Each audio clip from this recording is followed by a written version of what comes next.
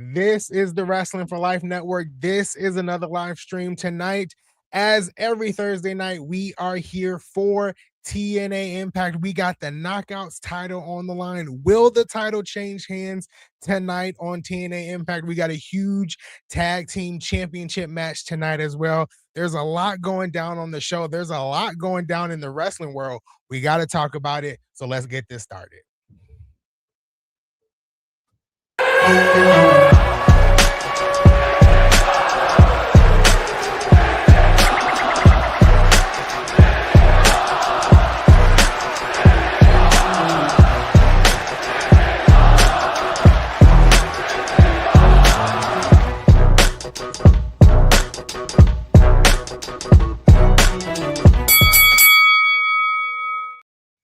Like I said, this is the Wrestling for Life Network. This is another live stream. We are here for TNA Impact tonight. There's a lot going down on the card. We hear from Mike Santana. We hear from Elena Black. The Knockouts title is on the line. We got a no disqualification match. It's a stacked card tonight, but I won't be doing this stream alone. If you don't know who I am Anthony by Elegance, and that is Big Nick. Ladies and gentlemen, boys and girls, children of all ages, the Wrestling for Life Network proudly brings to you its tag stream champions of the world. They every night. I almost slipped up to it because I was out here on Wednesday. The man who puts the T in TNA, Ringsider Anthony. I am Big Nick. I know you're already excited, my guy, about the Knockouts title, but is there anything else? Because we haven't been talking since last Thursday. Anything else in the wrestling world you got to get off the top of your mind right out the gate? I mean, if we're going to kick it off with something, we got to talk about the breaking news late Saturday morning, about the New Day and, members of MFT, being released by WWE. Now, to correct myself, what I just said a second ago, the New Day did decide to mutually part ways with WWE, but at the end of the day, it's still a release because they released them from their current contract because they wouldn't sign the new contract, or they didn't want to sign the new contract where they were apparently taking less money, which is so weird to for Kofi. I'll talk about Kofi first. I'll talk about what Kofi means to my specific community, right?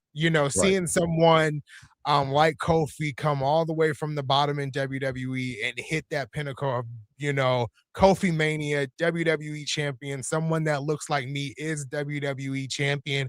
He means a lot to my community, my culture, and what he has done in the wrestling world. Been there almost 20 years. I think he was just about to eclipse 20 years. Right close to it, yeah. Yeah, and so it's Kofi is someone you would see retiring in WWE. I actually, if I can remember when they signed those last contracts, I believe Kofi, I'm not sure about Xavier, but Kofi had said this was probably his last wrestling contract with the WWE.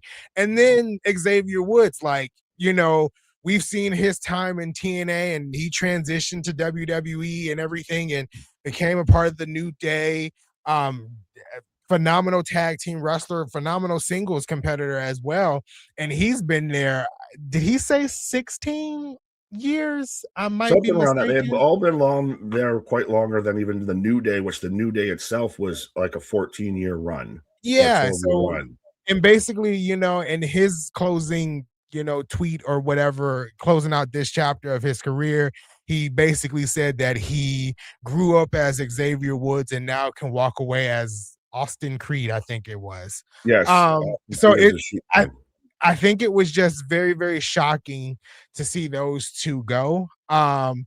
Even with the guys that were let go from MFT, like they haven't even been there that long. I don't even think JC Mateo made it a year. Just barely. Yeah. I still recognize him as Jeff Cobb. He's not Jason Mateo, never was, never will be. No, I get it. So it was kind of weird seeing them go. And then all of the rumors and non-rumors and maybe factual information of, TKO asking a lot of WWE contracted wrestlers to take a pay cut is wild. It's just been a wild couple of days in the wrestling space when it comes to WWE, TKO, and these contracts. Well, with the New Day leaving, it feels very much like the end of an era. And then now this is a very bad look if you're TKO, if you're WWE, of just as we're announcing record bonuses for Nick Khan and Ari Emanuel and Mark Shapiro and all that. You also have talent coming out saying, or Meltzer saying that talent's being asked to take pay cuts.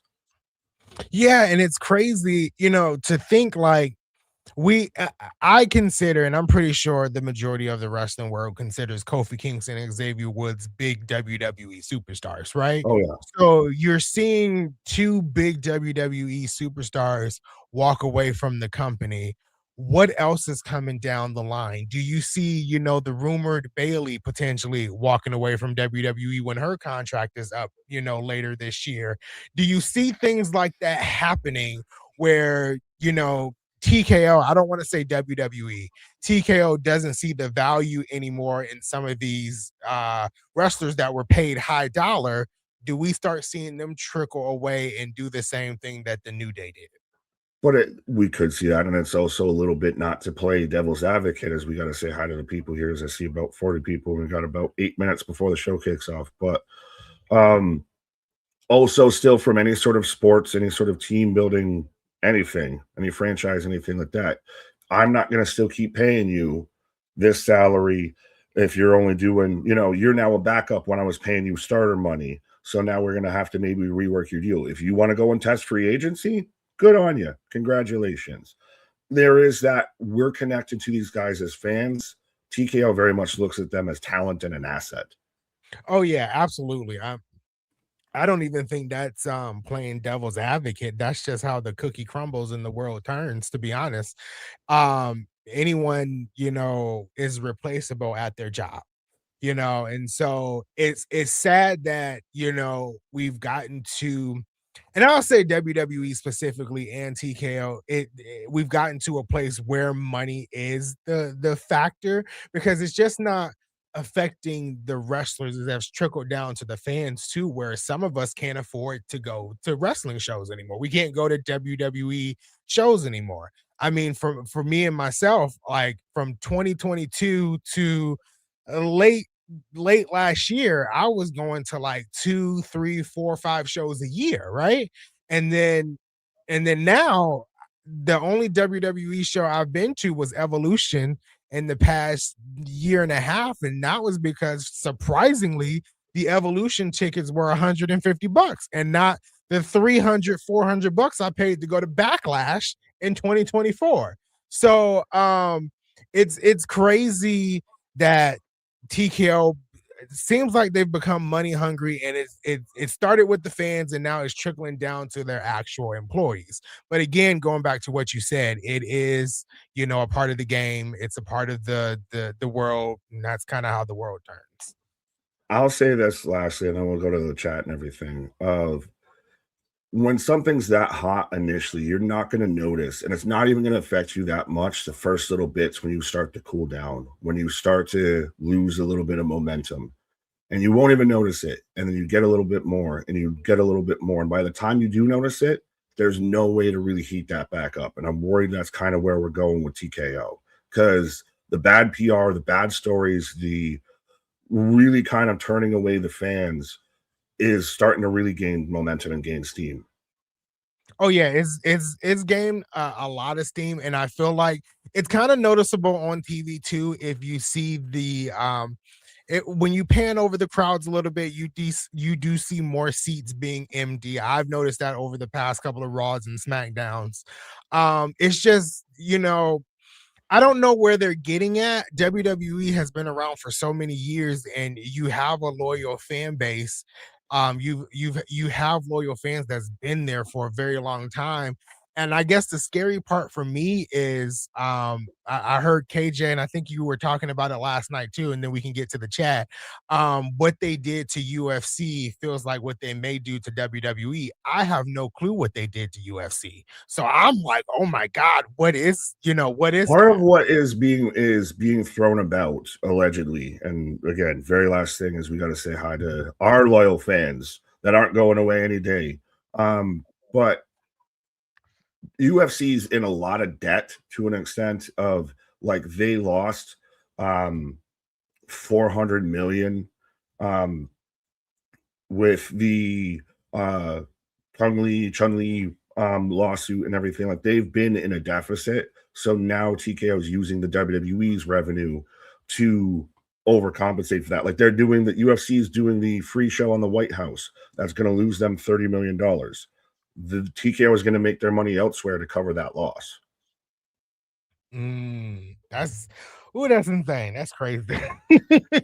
I had no clue that was that's going why on. anytime somebody mentions that, oh, WWE is in debt, or no, it's TKO is in debt because of the UFC being in debt. Of the UFC, TKO is using the WWE profits allegedly to cover the losses from the UFC. That's insane. I had no clue about. I knew they were in debt. I didn't know it was because of the UFC. Yeah, but as we say to the top three from last night, Spaz, Damien, and Denisha. Interesting seeing Spaz top three out there on a Wednesday stream, but shout out again, folks. The more you chat, the more you super chat, the more you super sticker, the more points you get. It's YouTube's way. It's like our almost like Intercontinental belt. It's like the TV title. It changes every day.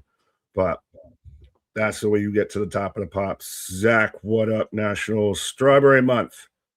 Is it also National Hamburger Month? It's all of this. It's all of that.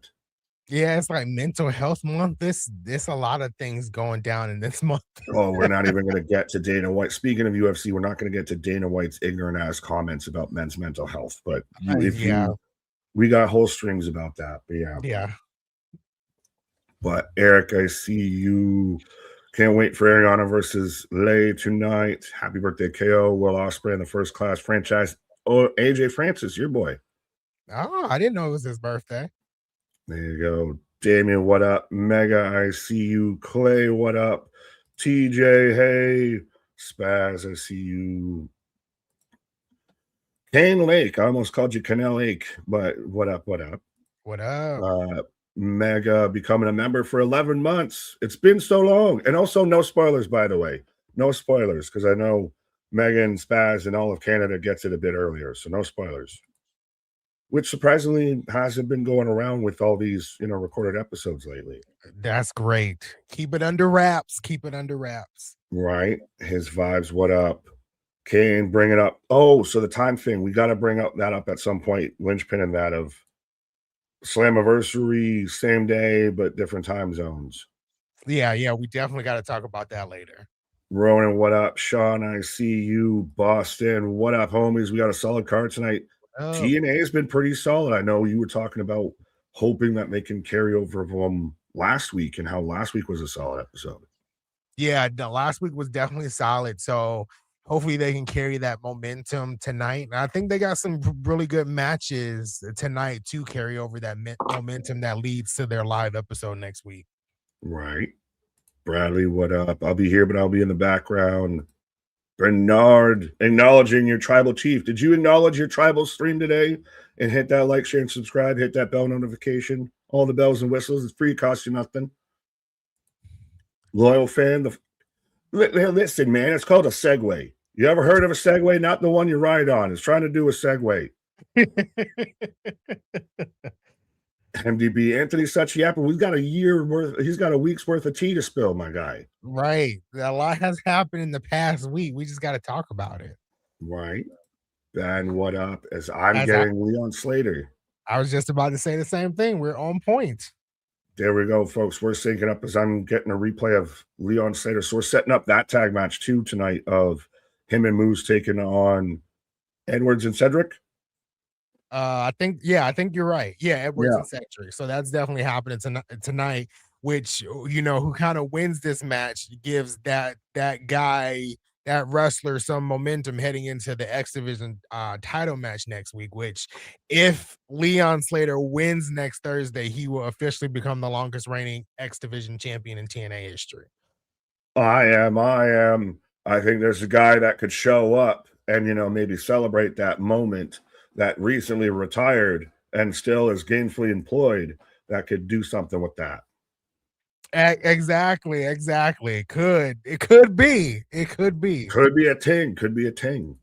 Spaz with $10. Cheap plug. Backlash preview is going live at 11. One day late, mea culpa. Please be nice. I'm all out of sorts with no co-host. Also, Tony, if you're Carlos, who do you pick up from the releases? Ah, touche, tabernacle. Ooh, good question.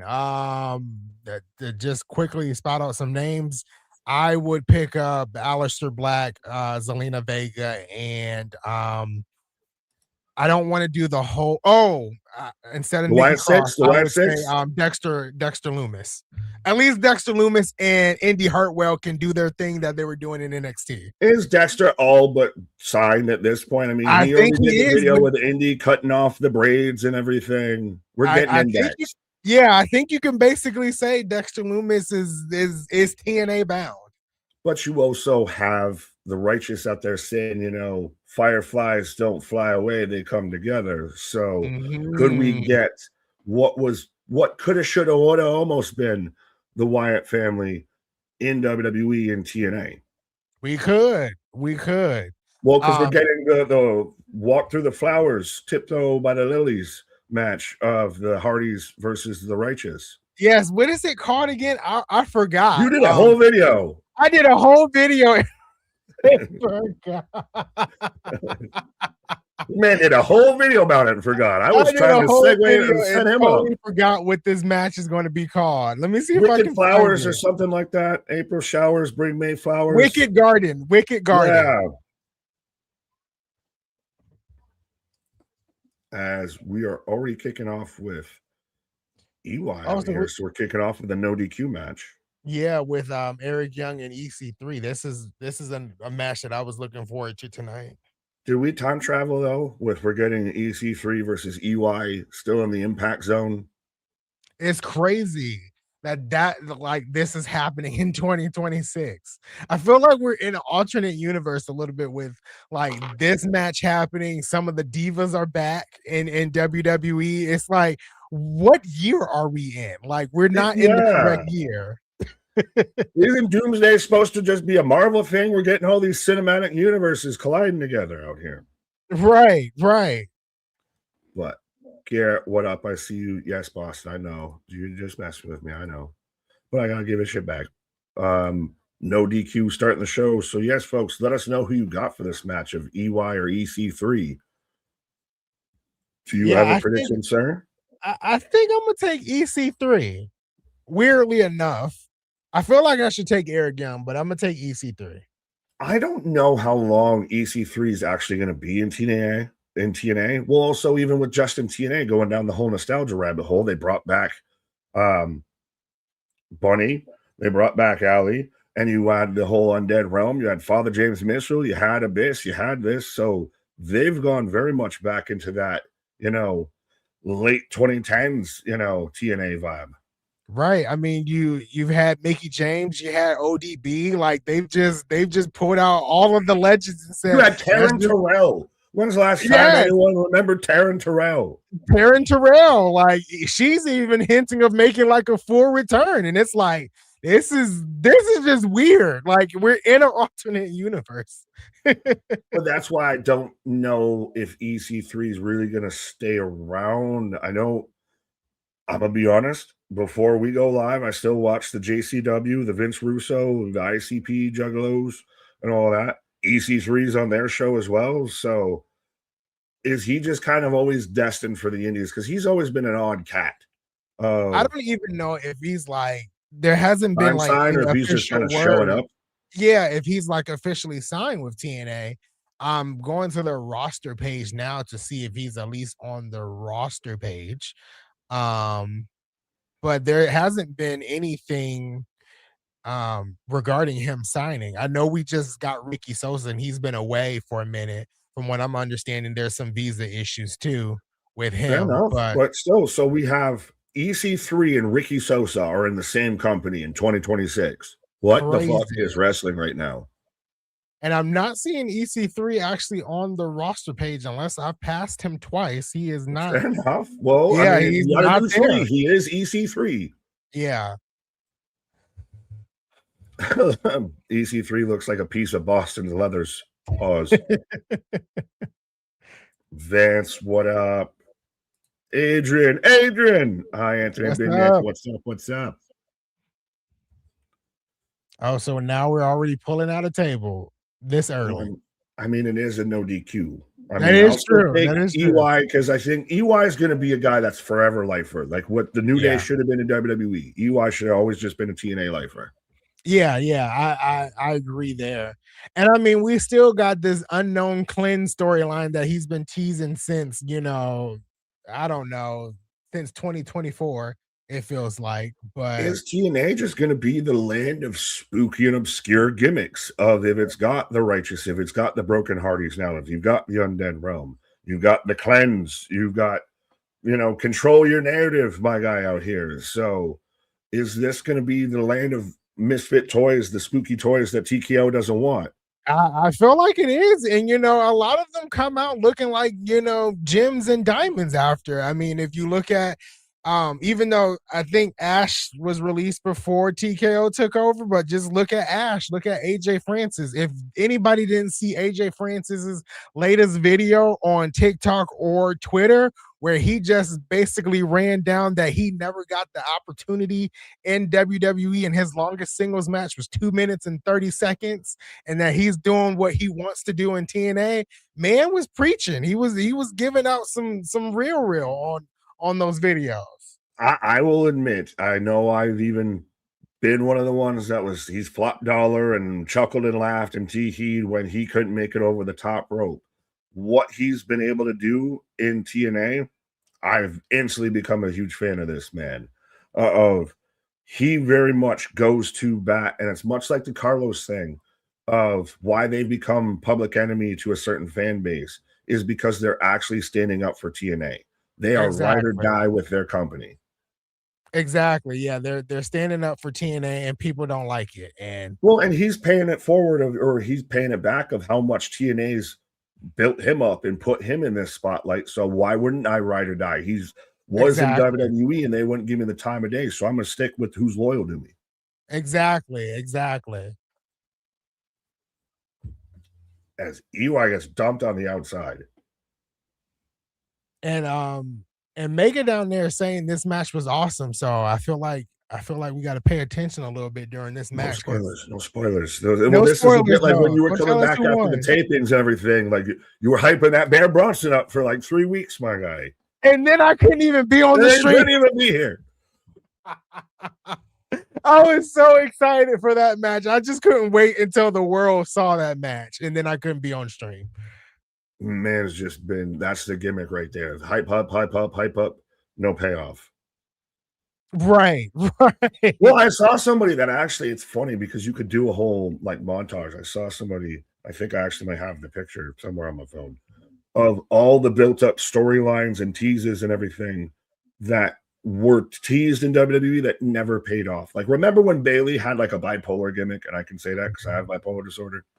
But yeah, of remember all these different stories, these teases that we got. Like, wasn't Gunther going to try and go after the world title, which is Roman's belt right now? Did that become a thing? And then it went away. We've had all these little teases that they just Yeah, that never happened. I mean, we've even talked about the Jade and Charlotte tease Yeah, multiple that was times. one of them. We had the Rhea and Bianca tease for like a singles match at like a WrestleMania. That never happened. It's just Right. like there's been a lot of teases and nothing's really came out of it. Facts, facts, facts. As I'm in commercial break right now, but Cooper, what up? Shout out. I believe that's probably either the emojis or the super stickers or something. Because on our end, it just shows up of 4 lifers Nick, 4 lifers WFU, 4 lifers dot dot. Boston, that was a weird exchange on the chair spot when EC3 entered the ring. EY was too noticeable and waiting for EC3. Yeah, I mean, it's a little clunky than junk. It's no DQ. And again, it's weird that these guys have probably wrestled half a dozen times, like on TV in this company, but still Yeah. don't look like they have rhythm together. Yeah, yeah. And TNA really doesn't do like, house shows or anything like that. So I know it's like bound for things to seem off on TV when it comes off like that. Yeah.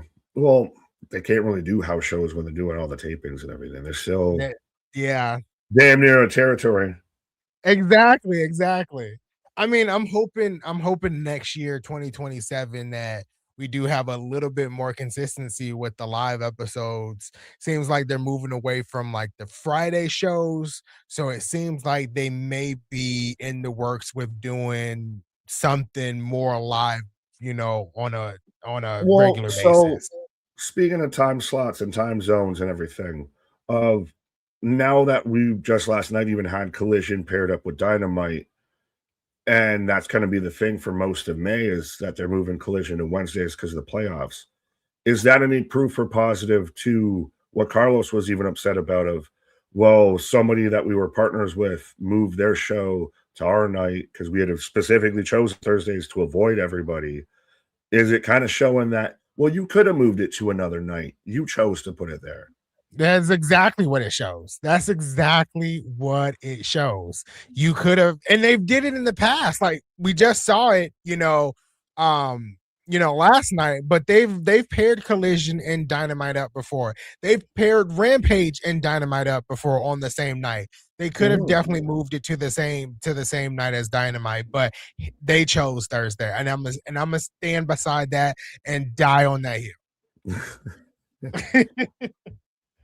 See, I knew I'd get you. I knew I get you. I saw it last night and I'm like, okay, so that's showing you could have moved it anywhere. You chose. You chose You where to chose put it. it exactly. As EY just stomping out EC3. It's their names are so close, and I don't want to keep calling him Eric Young because that's a lot to say every time. But like, it's E on E action, E I E Yeah, I O. E on E action wild. Spaz with a $5 super chat. Here, you can read this one. I've talked a lot. Spaz says if ever TNA did fill a proper arena with WWE help, maybe or not, what kind of card would you present? Either TNA whole roster or crossover, maybe both. If you look at Slammiversary 2024, I think they were at a 4,000 seat arena in Montreal. That Mhm. was before the TNA WWE crossover. You can really count that one as like a big WWE like arena. That's why I just said WWE like because it's not hitting Mhm. those like 10,000, but that was a big show without WWE help. Bound for Glory that year, I believe, was the same. um, but if I'm putting a card together for that, I'm Mhm. putting a mix of legends that can still go in the ring. So I'm like Mickey James, ODB, things of that sort, and a good portion of the roster that's currently signed. I would agree with that, and I would do as we've got a chain involved now as EC3's trying to figure out how to choke him with a chain. Pause, but um, I would have like an AJ Styles appearance. I would have an Abyss appearance. I would probably still have some crossovers of tying it a whole. Ooh, EC3 counters it, but playing in that whole cross the line thing a little bit and have some WWE talent that would wrestle TNA talent, or even if it's AAA or anybody else that you could get a partnership with or wants to have on something that could work. But you still main event it with a TNA guy versus a TNA guy. Like the Oh, TNA absolutely. world title should still be the main event.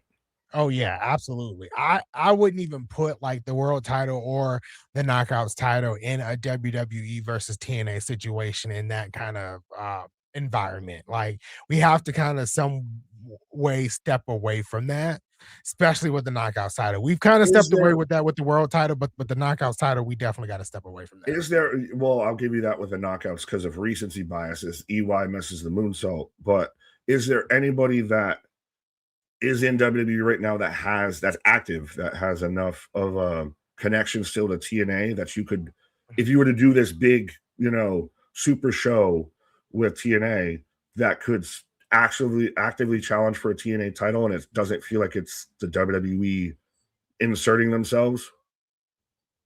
I mean, you could use Joe Hendry. if you wanted to. What if Naomi came back and challenged for the Knockouts title? I would be totally 100% See, fine with I knew how I get you. I knew how to get the fan base on board, folks.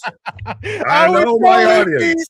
100% fine with Naomi coming back and challenging for the Knockouts title. It's Naomi, and she has ties to TNA. Absolutely.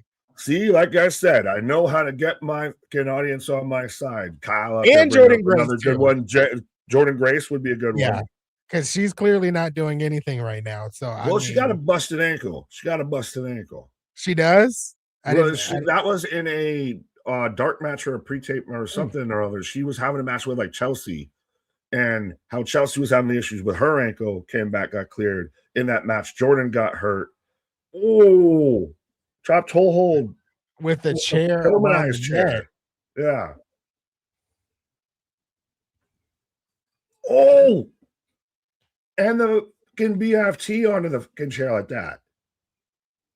That was nasty. Is Eric Young just trying to be Will Ospreay? How can I do all the spots that it looks like I break my neck without breaking my neck? And they're now right we're gonna go to the table because again, he who sets it up must go through it. And it was Eric Young who set it up, right? No, it was EC3. No, it was EC3. You're right.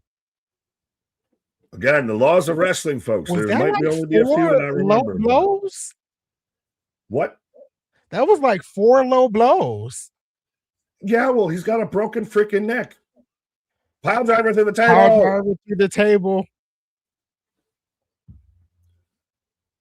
That was a good. See, that was Slim Jim.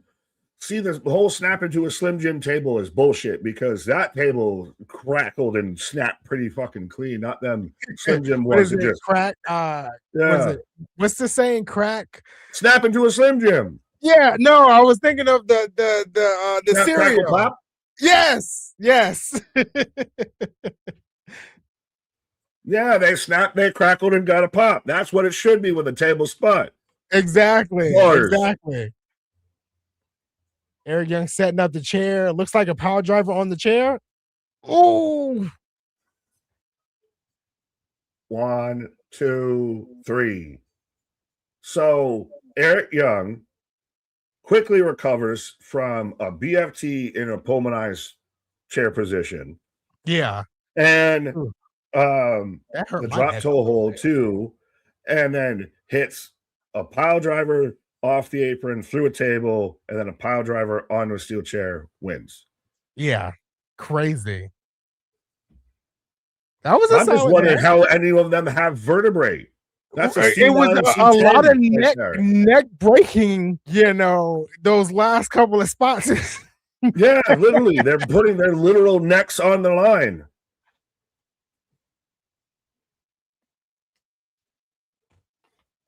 But so EY picks up the win, but yeah, solid match. Yeah, solid match. I just want to know where this goes with the cleanse. Like I'm about to give up on the cleanse, but that was a solid match. I really like that. Paul saying EC3 is worse than Moxley. I mean, can I say you're not exactly wrong? I mean, this new EC3 isn't exactly great. So, I mean, it's not like that's a big insult. Ooh, Stacks and Ariana. Yeah, so the knockouts are main eventing tonight. Well, that would make sense because that's probably be your big moment. If Lei Yingli wins the title, please. If it's not, and they just send everybody home disappointed. That's exactly what you do. You send everybody home disappointed.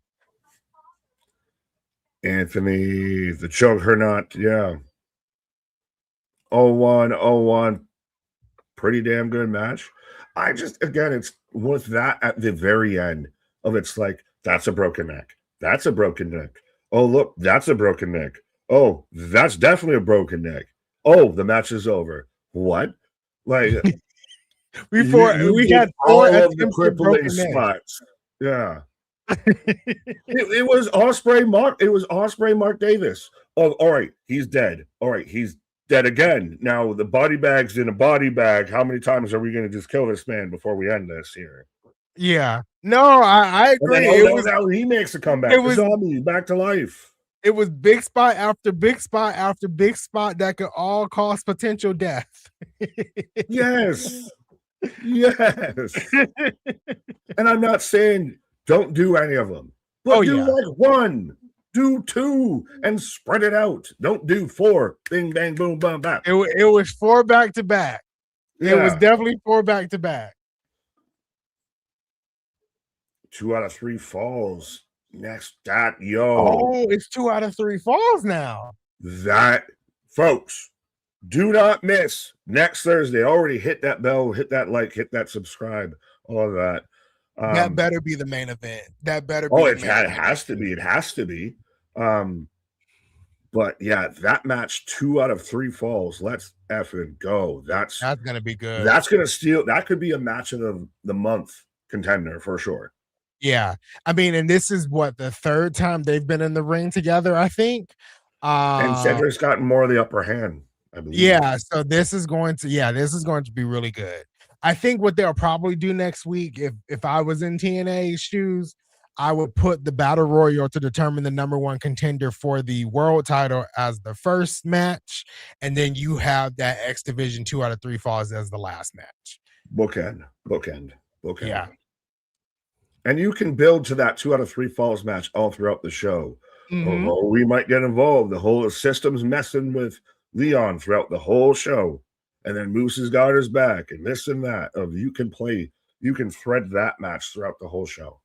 Oh yeah, absolutely. I mean, you can have and you might have just said it and it just went out of one ear and the other. Hopefully that didn't happen, but you can have like the system cutting promos throughout the entirety of the show. You can have Leon Slater have Mike Santana, they've been teaming up, over the past couple of months in his corner, cutting promos throughout the night just to hype up getting to that main event 2 out of 3 false match. Oh yeah, well, I've said that, and even you have Moose getting involved in it, and because they're teaming Yes. together, I got your back, all that. Yeah. He's got issues with the system. Yeah. A lot of really good moving parts. But speaking of parts moving, I guess. So Slammiversary was going the same day as, is it All In? That's the one that they're going the same as Forbidden Door. Sorry, but so going the same day as AEW. And thought they might have been going literally straight head to head, same time slot, all of that. TNA, I don't want to say bends the knee, but they're going now at 3 o'clock while AEW goes at 7 o'clock. How do you feel? And I don't think it's like been made official by TNA just yet, but yeah, that's what it's looking like because the ticket sales say the show starts at 3, 3 in the afternoon. I do think it's best for TNA to do that. I do. Part of me wish they would have just kept the 8 o'clock timestamp and just went head to head with AEW. But TNA also just doesn't have that. They don't have. You're not winning that, respectfully. Yeah, you're not winning. Yeah, and it's sad because TNA had that day booked first, that day, the venue, the time, and everything, and it's just a repeat of what we got last year with WWE and AEW crying about how I didn't know there was going to be more wrestling shows on this weekend or on this day and everything like that, but it goes back to it's okay when AEW does it, but when everybody else does it, it's a problem, and AEW is victimized because of it. So if it could happen to me, it could happen to you. Exactly. Kyle, Anthony, who could you see dethroning Ariana for the Knockouts Championship? Well, if Anthony has his way, it'd be Xia Li tonight. Exactly. If I have my thoughts and prayers, it's definitely going to be Lei Ying Li tonight. If not, probably someone like maybe a Tessa or Tessa, or trying to think of somebody else. Xia Brookside, Rosemary. Does Xia cost Xia or Ying Li tonight? She's been banned from ringside, so yeah, we won't have any of that interaction tonight. So like this, I feel like this is a clean victory, hopefully for what is it, Lei Ying Li tonight. Could you see a Tasha Steelz, or I'm going to throw a name out there that's newer on the scene that you've really been a fan of Jada Stone? Jada Stone. We haven't seen Jada Stone in a couple of weeks, I feel, but yes, Jada Stone, if you want to put somebody in that spotlight who I feel like has already made a pretty solid name for herself in TNA, Jada Stone, you could really put that knockout title on her, and pull the trigger and see if she can go. Mara Sade is another good one too. Oh yeah, absolutely. Sorry, as we're coming back from commercial, I think what are we setting up for? Are they doing a Yes, it show in looks like Boston this might again? be a promo for Slammiversary because they're showing Boston. Oh, so Slammiversary is in Boston? Okay. Oh, That whoa. I was not familiar with your game. Yeah, Okay. Slammiversary in Boston, Bound for Glory in Tampa. Yo, I actually really dig that. Fucking hell, that was aggressive. Alicia, get the fuck out my face. I was trying to praise the graphic for Slammiversary and got Alicia Edwards all up in my face on my fucking screen. No. No. But as Brian Myers is now cutting a promo, but Kid Rivos, I'll address this. If I think Eddie is a good wrestler, he's just bad at emulating Japanese strong style wrestling and reduced everything to just no stop chopping. You're not exactly wrong with your take on Eddie Kingston, but I do still love the man of, yeah, feels like a man out of time or out of place. Like if Eddie was wrestling about a decade or so earlier, he would be a fucking legend. But I think right now, with where wrestling's at, Eddie Kingston's a unique character in wrestling versus a top guy.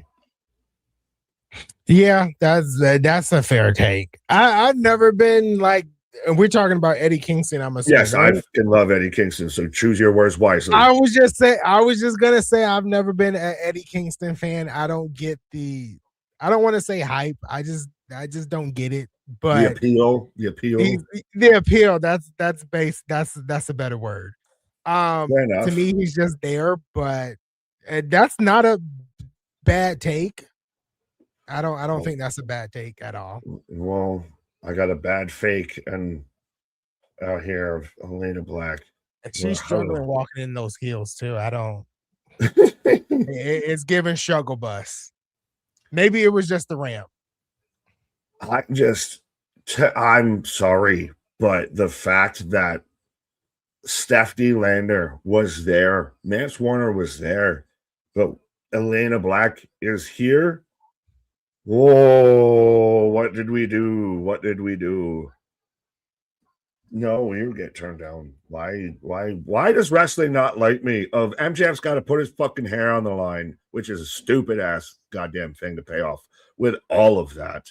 And I go from Alicia Edwards all up in my face the second we come back from commercials, and now Elena Black on my screen. One of the best knockouts of all time, Alicia Edwards.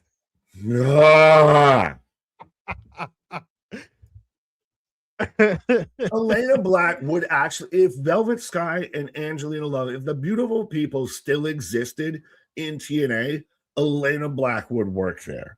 She would do something akin to that. She would fit right in with the beautiful people. Yeah. So right now she's just talking about how she gets more attention than anybody that's in TNA, basically. Sweetheart, you are fucking Oompa Loompa getting tanned out here. You are straight fucking Snooki from the Jersey Shore. You're very JWoww tonight. She said, I am not just a knockout. I'm a business. Business is closed. Was that supposed to hit? Was that supposed to be a line? Are wrestlers trying to find these like stingers, like these closing lines and everything as Ash out here, but of like Cody with the whole I'm not hard to find, but I'm hard to beat. He's dropped that in like 3 different promos now. Are wrestlers trying to find like quotes, like slogans? Exactly. If it's not taken, then don't do it. Well, we are saved by Ash by Elegance. Thank you, goodness. I am Thank not you, a God. mark. That is great. I am not a mark. They need to sell those shirts on the shop because I would buy one. You I don't call understand. yourself a business? Well, I'm an empire. Empire. Bars. Yeah, Can Cora Jade definitely has to wear those heels to try and be tall here. She's like Patrick with the fucking heels, everything, and SpongeBob in the background behind him of just like 5-inch heels. Indy, let's go. I was just about to say if we're kicking off a few with Ash and Elena, they're both heels, so I don't know how well that will work. But Indy Hartwell coming out makes more sense. Indy and TNA, yay, maybe. What do you say? Is she like up there? Has she really kind of found herself, or what? I don't know if she's actually found herself. I think it's neither yay or nay for me. It's just she's there and she hasn't did much to really put herself at the forefront of the knockouts division. Oh, I just got sad and remembered that Danny Luna left this company. What the fuck? Right. Why is this all of this is making me reminisce over what could be instead of what is. I think what would really spice Indy Hartwell up at any point would be if they do Dexter, if he does come in.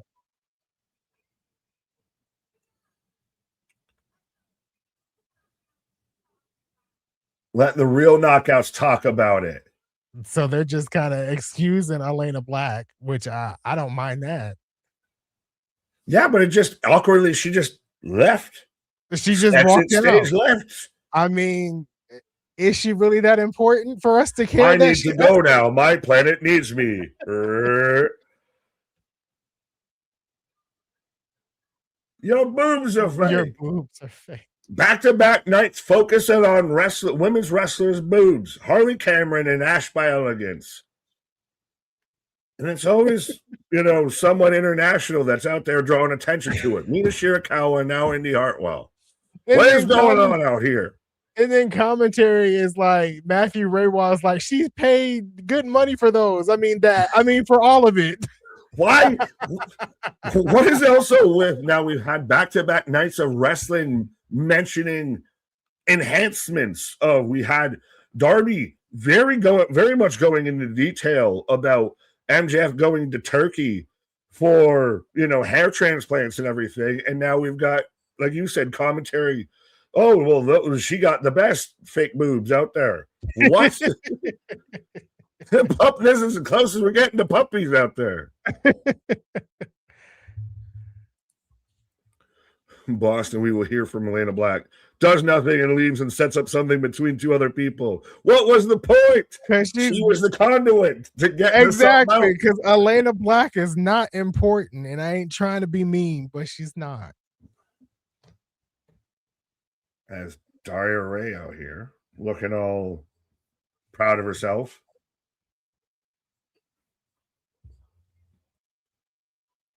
Man, cold showers.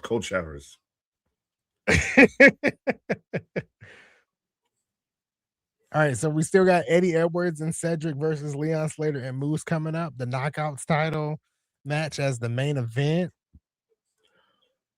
Paul, are you just doing your Al Snow gimmick now, Paul? Read this comment.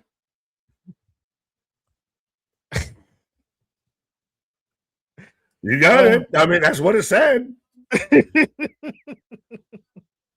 Oh, Damon, you're going to fight Anthony. I got a Ric Flair car show commercial, but they continue to play these Ric Flair commercials. I don't get it. Damien says, what, the Elegance brand is boring anyway as a faction. There's no one to challenge them. There's definitely no one to challenge them. But I think I kind of explained it last week. Like, we got, the new Death Dolls. I just call them the undead people until we figure out a name for them. We do got the Diamond Collective and Tessa Blanchard, Mila Moore, and Victoria Crawford. We got Harley Hudson and Myla Gray. So we got a division there. We just have to start incorporating them in that division to, to face off against the Elegance brand. To each his own about if you feel the Elegance brand is boring. I am not going to change your mind. That is how you feel. Doesn't bother me one bit because I enjoy the Elegance brand. So, Well, could Kyle, do you see Dario slash Sonia having a match or anything like that?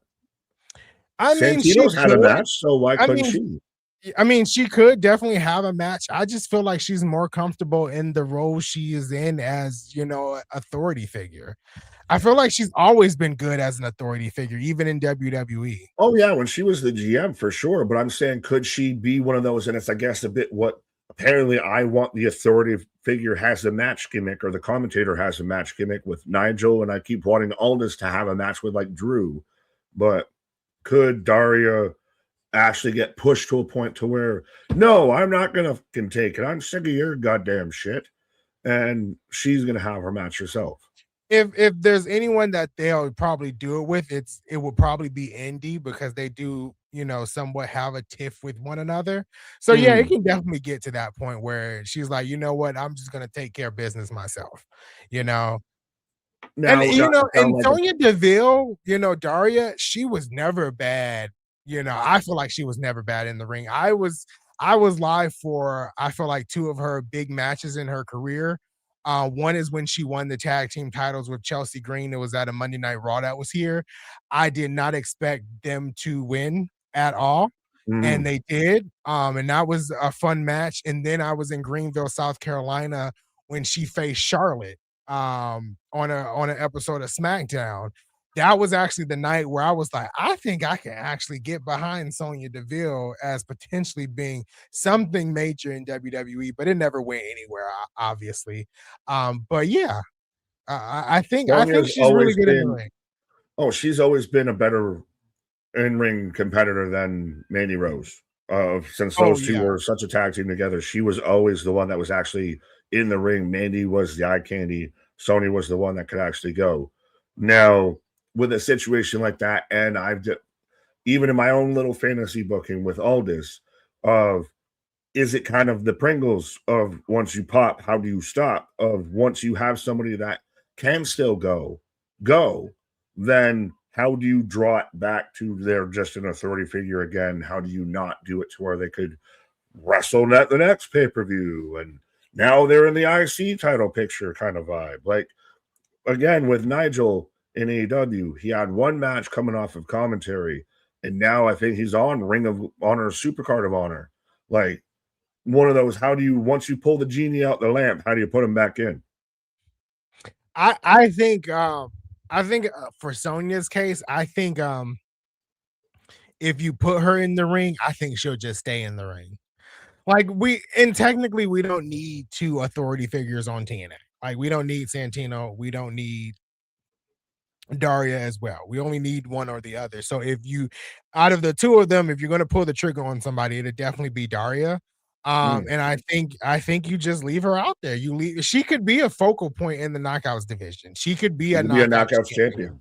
Yeah, she could be a knockout champion. So I think if you rip that bandage off, you just keep her there in the knockouts division. That's secretly what I want with Nick Aldis. I think I we all really, kind of I want really that. want like a Nick Aldis, Cody Rhodes in WWE feud. Do kind of like what they did for the 10 pounds of gold, and you would have something really fucking cool. Oh yeah, absolutely. I think a lot of people want Nick Aldis, to come out and actually wrestle. I mean, that man can still go. I mean, right before he was signed with WWE as a general manager, he was wrestling in TNA, so yeah, let that man still let that man wrestle. Him versus Randy Orton. I know a lot of people wanted to see that when they were kind of sparring, last year. So yeah, I would love to see that. I still want him versus Drew because you get the Yeah. UK connection and all of that. As so we're going into the tag title match right now.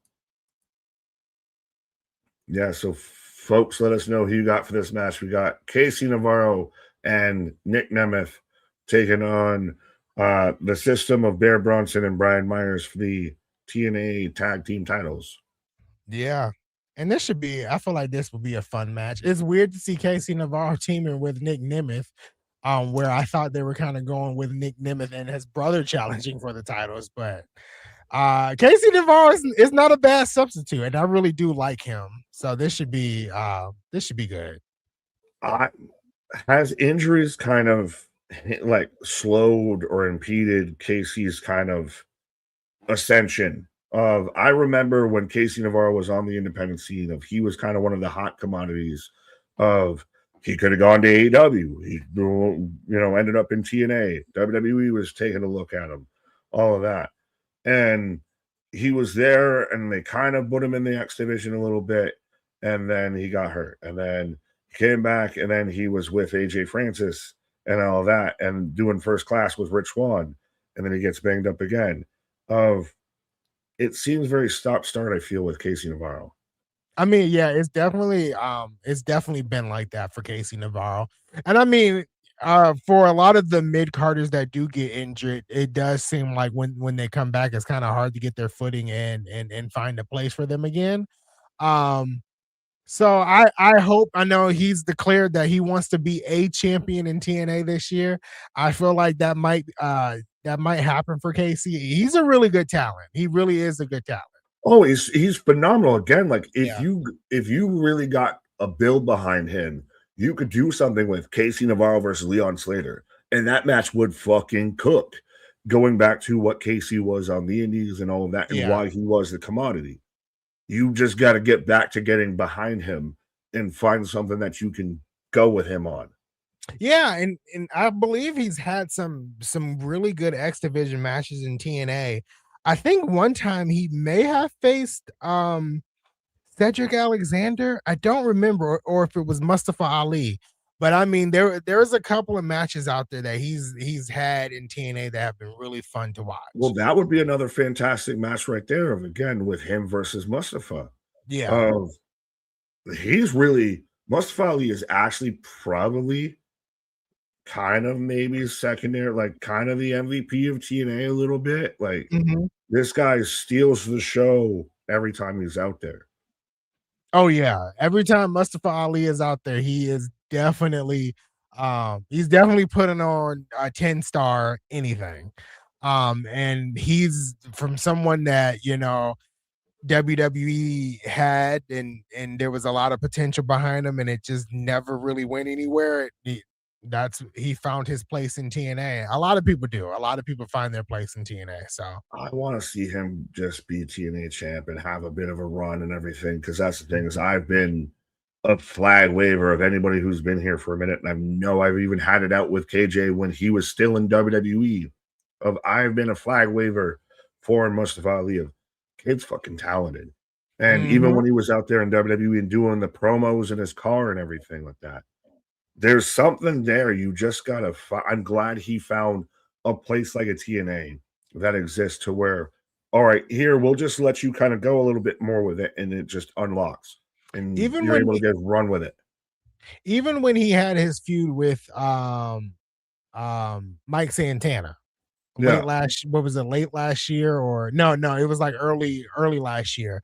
I mean, that was so good. Even if there was like a title, that was put in between them during that feud. But I mean, I think TNA had did it nicely where they built it around Mike Santana's struggles with addiction and all that, and Ali using that against him. I still remember that promo, good. That whole segment to where they're at the meeting and then Mustafa beats him up and everything. And lays the drink. He just leaves the drink right beside him. Yep. That was like a perfect promo package. So like, even if we saw something like that again between those two, but for the world title, I mean, would be great.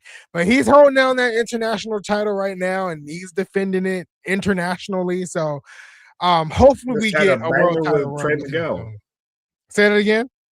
Well, didn't he just have? Well, he had the banger with Trey Miguel, and did he have a match with somebody else recently or last week? Adam Brooks last week, which was great. There we go. Yes, That was great.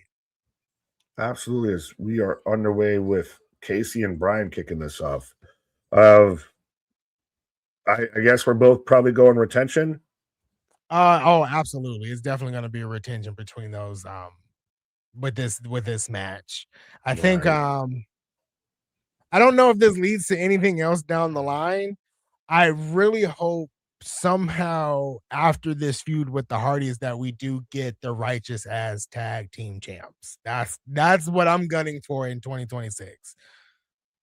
I can tell you something that I'm not gunning for though, and it's no disrespect. Acquisition. I hope I said that right, but I can't wait until tomorrow's SmackDown. We haven't had a funeral segment in WWE since the 90s, I believe. We're gonna get the gingerbread man's funeral tomorrow on Friday Night SmackDown. T's and P's to Gingy. Do you know the Muffin Man? Yeah. They that's just some weird stuff. I haven't Nonsense. really Nonsense. yeah. I mean, and for me, I haven't really been watching since WrestleMania. WrestleMania was like my first show back in months, and then I fell off after WrestleMania. So My guy, sell the products. He's been here. He's been here watching in the background. He just wasn't in the chat. Yeah. But no, I've been very vocal every Friday of how I'm not a fan of those segments. Of I think they really, I like Trick. I like that. I honestly kind of don't mind Little Yachty with Trick and all of that. But the gingerbread man shit wasn't. Oh, I didn't like it to start, and it's just gone on too fucking long. yeah. I mean, no, that's definitely understandable. Z man, what up? Oh, sorry. Did you have Oh something? no, I wasn't gonna say anything else. I feel like you were. So the system attacking Nick Nemeth behind the referee's back, we knew that was gonna happen. Right. But Z Man Scar, what up? Wrestle Rants, what up?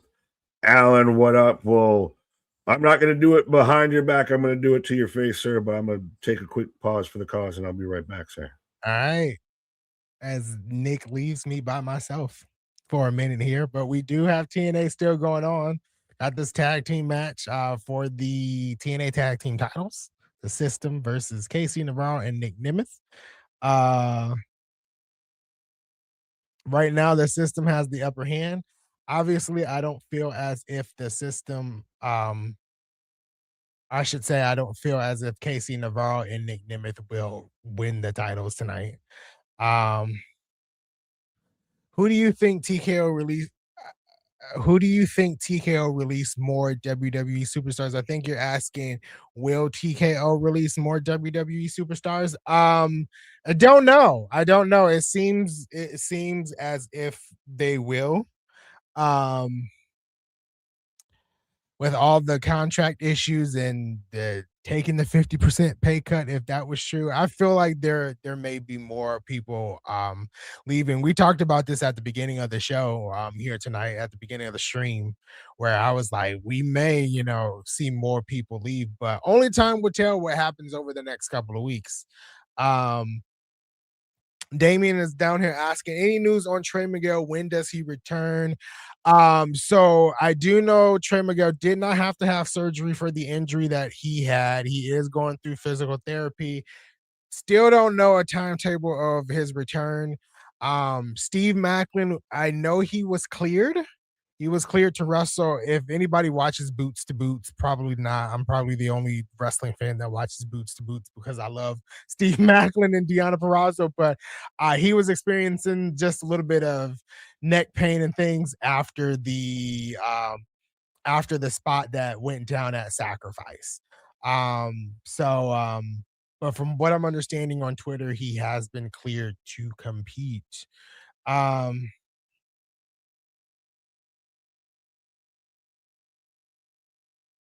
as trying to go through a chat, but right now we got a hot tag for both teams. We got Casey Navarro in, we got Bear Bronson, that big dude in the ring. MDB says Anthony ain't been watching a thing. What are you doing in your spare time? It's called sleep. It's called watching the inside of my eyelids. Um Going through some life things right now. So Even if I wasn't going through some life things, I probably still wouldn't be watching WWE. Casey Navarro with a pin, broken up by Brian Myers, and then Nick Nemeth comes in for the save. Taco is asking, why is Ariana Gray still holding this title? She does nothing to help TNA build talent out, gain prestige for that that knockouts belt. I think she loses it tonight. I'm fully expecting her to lose the title tonight. Nasty spear by Brian Myers to Nick Nemeth. But Casey Navarro going for the 305, his version of the 619, I guess.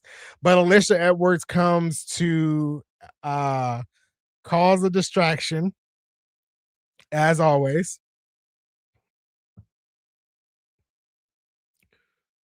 Ooh, that was a nice finisher called the Bear Down by Bear Bronson. The system retains the tag team titles. So no shocking there. No shocker there, I should say. We knew the system was kind of going to retain. Damien is talking about, we mentioned this earlier. Hardy's versus the Righteous in a Wicked Garden match. So this is where TNA kind of swerved me at, because I thought, and they're showing that nasty finisher again, which is like a spinning tombstone sit down power driver. I don't know what you want to call it. But the system has a mic. As KJ would say, the system has a mic. So it looks like they're gonna go right into yeah, so it looks like they're gonna go right into that match with Moose and Leon Slater. We're not wasting no time.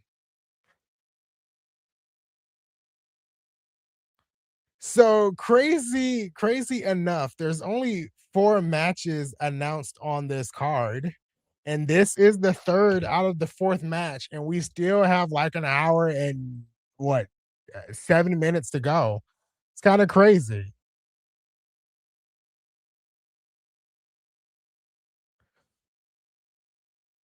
But going back to Damien's comment here, Hardy Boys versus the Righteous in a Wicked Garden match as Leon Slater makes his entrance. So, yeah, I talked about this earlier in a video on Instagram and TikTok where TNA kind of swerved me here. I thought they were kind of going towards a Hardy compound match.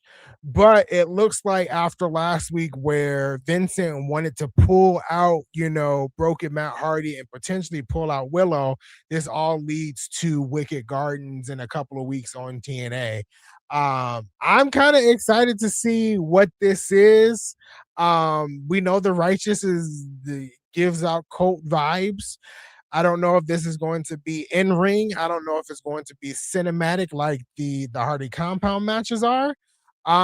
It's very interesting how this will look. So I am pretty excited to see where we go with that.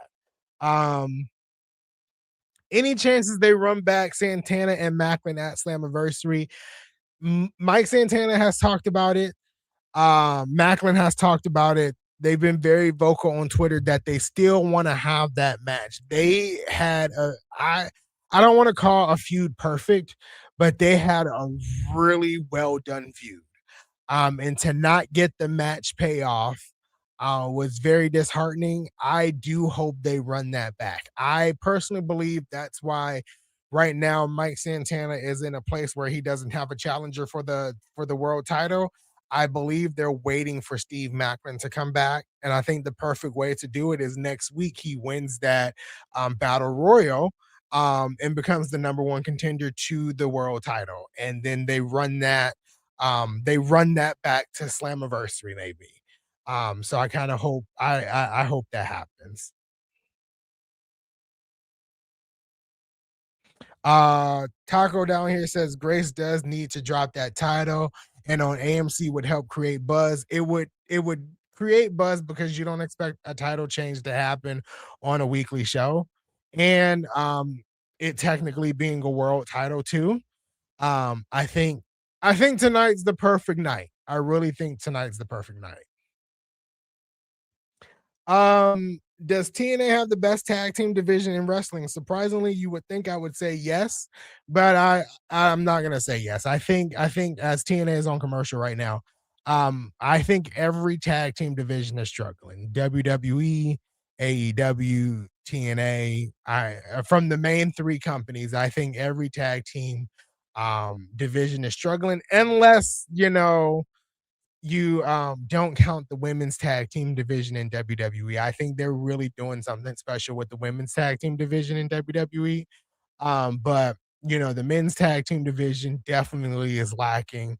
And I've always said, like over the past couple of years, that I don't really believe WWE needs to have two separate world tag team titles. I really feel like they can do with just one. But you know, with the fake brand split, we got two belts in. I guess we have to keep it that way, right?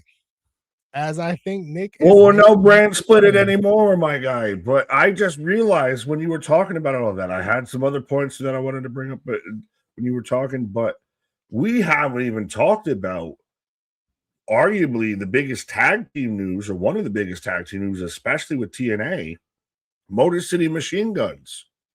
3A of could they show back up in TNA, or are they AEW bound? What do you think? I definitely think they're AEW bound.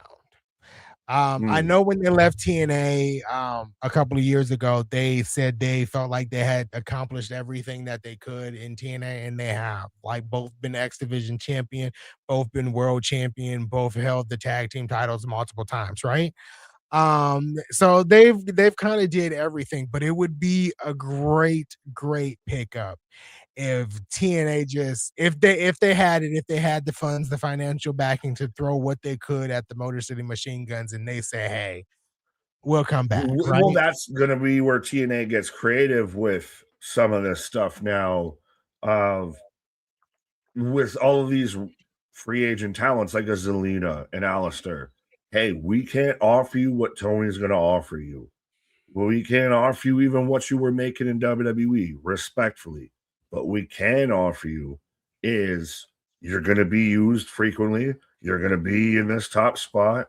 We're going to do this. We got this, all of that. We're going to put a focus on you. It's guaranteed. TNA very much needs to make a play on some of this talent at least. Like, because I Tony's yeah. not going to make all the plays, and MLW is already making signees. TNA's got to do something. I mean, just think about the matches like we could have MCMG versus the Hardys, CMG versus the Righteous, Saint and Sinner. I mean, I would even love if a New Day showed up in TNA, but I don't see, They would have to offer. Could you uh, Consequences Creed run it back? Austin Creed, which already, if your shoot name is Austin Creed, Xavier Woods feels like a step down as a wrestler name versus Austin Creed, respectfully. Austin Creed has like some power behind it. That name Oh, has some type literally, of I'm power the and best. I'm the energy. best. But Exactly. Um, I would love to see them like the New Day. I well, mean, does he it's do? crazy Sorry. that we never even got to see. I don't think we did.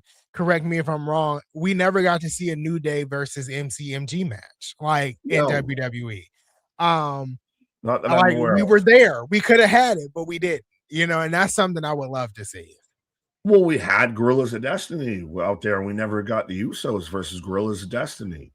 Um, but even with all of the up, down, down stuff and everything that they brought beyond the company, and I don't, you can stop me anywhere where I'm out of pocket with all of this because you even mentioned before of how seeing somebody like a Kofi Kingston that's representation, um, you know, at a different level. Having a group and a tag team like that crossed all platforms, that crossed was so big culturally on every level of it really does now feel like the end of an era because they were so impactful and crossed a lot of boundaries that other people haven't. Yeah, I think the New Day as a whole, and I'm gonna include Big E, Well, made it's it. sad to see you everything now with Biggie. Like, what's Yeah, next for him? exactly. They just they hit different for, like I said, our community. If you think about it, even though Xavier Woods never became world champion, he did win King of the Ring, and you got to see Biggie as world champion. You got to see Kofi Kingston as world champion. Those three guys mean a lot, for our community, for my community, and it's just it does feel like it's the end. It's an end of an era. It's like a Well, closed book, it's a chapter that's done. I said this when this happened is we've got Leon and Cedric going at it right now. Um, which again, last thing I'll say on that aspect, and again, you can correct me if I'm wrong, but seeing the New Day open so many doors is why you've got your Leons, you've got your Tricks, you've got your Obas, you've got your Javons. They've opened a lot of doors for a lot of people in that space that now aren't your stereotypical gimmicks, are very much of just able to be fucking talent, and that's Yeah. what really they were. Yeah, Um, absolutely. Yeah, that's exactly what the New Day was. but Ooh. also, I mean, I remember I've watched Kofi back from when he had a Jamaican accent. Of even the misses, the first wrestling show the missus watched with me was Kofi Mania, because that's what even me as a guy who never fully walked away from wrestling, but Kofi Mania very much pulled me back into it.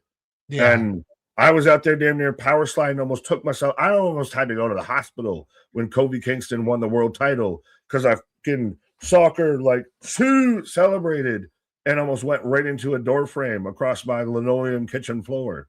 Crazy. Yeah, I mean that was a huge moment. I'm not even gonna lie. I feel like I may have cried when he won. Not even gonna hold Well, you. I that's think they, I they think that I was shows full you on how good tears they when were. Is Kofi they Kingston brought you won. that Yeah. far into it. They made it matter. Yeah, they made you care. And I feel like that's what's missing a lot in WWE right now. It's like a lot of these stories is they don't make you care like they used to. But I mean, like I said, Kofi Kingston means a lot to a lot of people. I mean, even one of my friends, like we were texting back and forth when it happened, and he was Mm. like, "Man, I'm hurt. Like I'm hurt that they're going." Like he was really upset that they were gone, and it's a big thing. It's a big thing. Yeah, well, absolutely. Heather, what up? And I mean, his whole impact and everything of the guy, like that's what made Kofi Mania such a whole story of how long he'd been there. I don't know if you'd seen this going around, but there was some people floating out there that Kofi Kingston had a bigger impact on wrestling than Hulk Hogan. That's a theory that's been floating around. I may have seen an account or two that have I floated don't that even I theory don't out even know if there, I want to touch that and with a you 10-foot extrapolate. pole. If you extrapolate, it might be I a don't thing. I don't know if I want to touch that with a 10-foot pole.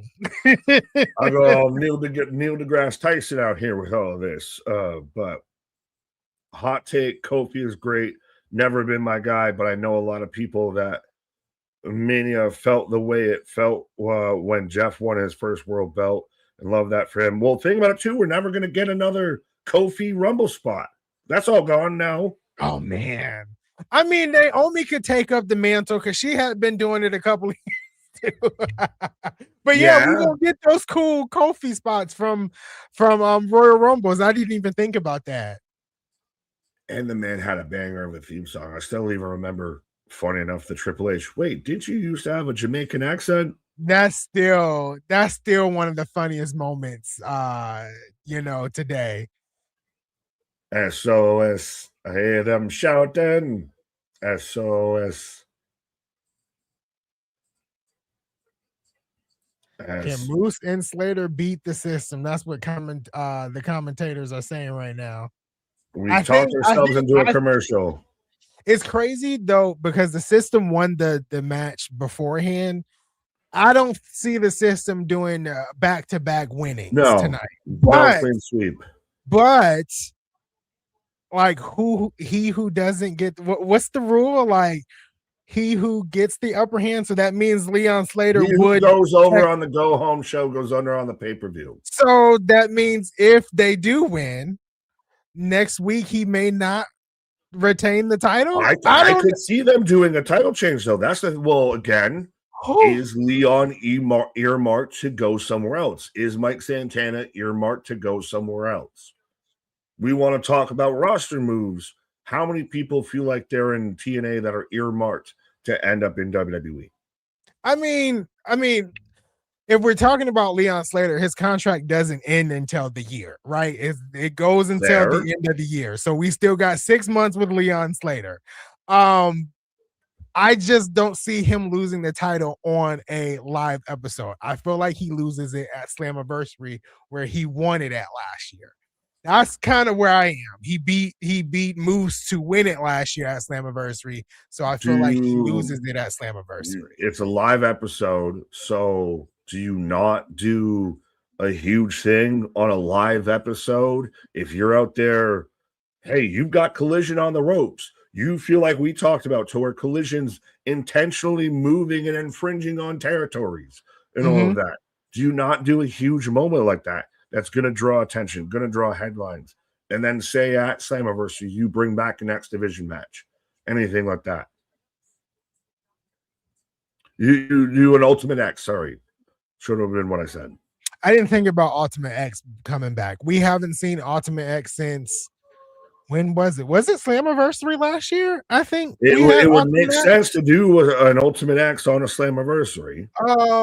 Okay, that would make a little bit more sense. That would make a little bit more sense. And then on top of that, you can't keep having Cedric Alexander lose because he's lost to Leon, I think, twice. I know, obviously, he lost at Rebellion. I believe he lost their first match back at Victory Road or Emergence last year. So you can't keep having Cedric Alexander lose to Leon Slater. And I've always said that Cedric Alexander will be X Division champion in TNA. So yeah, I can get with Leon potentially losing next week. See, we'll come around. We'll make it work. As Boss and I take would be something like hot take. Kofi isn't a good wrestler. No. What? I've seen people that already want Kofi Kingston versus Will Ospreay. Ospreay. I think that would be a fun match. I really do. You have a ready-made thing with the Elite in the New Day. Right, you do. I really think I don't think the New Day would leave WWE to take less money in TNA, right? Because it's guaranteed they're taking less money unless Anthem has top dollar that I just don't know of. So them going to AEW is something that I definitely do see. I would actually like to see them versus, the Young Bucks. I think that would be great. Them versus Private Party. I could see that being a thing. Them versus oh man, they just came back on Collision last week. The Hurt Syndicate. But them too. Oh, the Guns. Yeah, the Guns. Yes, the Guns. Them versus the Guns would be. If the New Day shows up in AEW, is that they have the best tag team wrestling in wrestling, which isn't a big hill to climb over, but should be one of their things. But also, how impactful is it? Is it a Scott Hall, Kevin Nash? Is it a big guy across the line? These are guys who would have been WWE lifers, but got pushed out because they wanted them to take a pay cut. And now you play that into a story. Does Tony Khan turn into Eric Bischoff? Before I answer your question, I do want to click on MDB's comment because he started off with y'all. I've always been clamoring for the New Day. You can talk to Boston about that because I always talk about the New Day. I am a huge fan of the New Day, have always been a huge fan of the New Day. So you may want to keep the y'all to yourself. I'm very much to go back to your question. I think yes. I think them jumping ship to AEW could potentially be like AEW might have the best tag team division. I feel that. Fair enough. And I get very much that people like the New Day at their current state was not exactly, oh, where's the New Day? Why are they on TV? But they also felt like they were going to be lifers, and they Yeah. fucked up that whole heel turn and everything. Like, those were some guys that you should just let that ride. They You didn't let they didn't them ride off into the sunset because of what they've done. yeah, they didn't have a pretty decent follow-up after the whole Big E heel turn segment that they had on Raw. It wasn't a big follow-up after, and they just kind of fell into the background. And it's pretty sad. It's pretty sad. Right?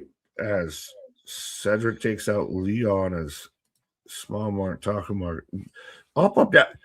I I have an actual connect. Like, I really liked watching Up, Down, Down and everything. That's what made me. I still remember when, because of Up, Down, Down, they brought back GM mode to the 2K games and They everything. did. They Of did. how much they were involved. They were in all the.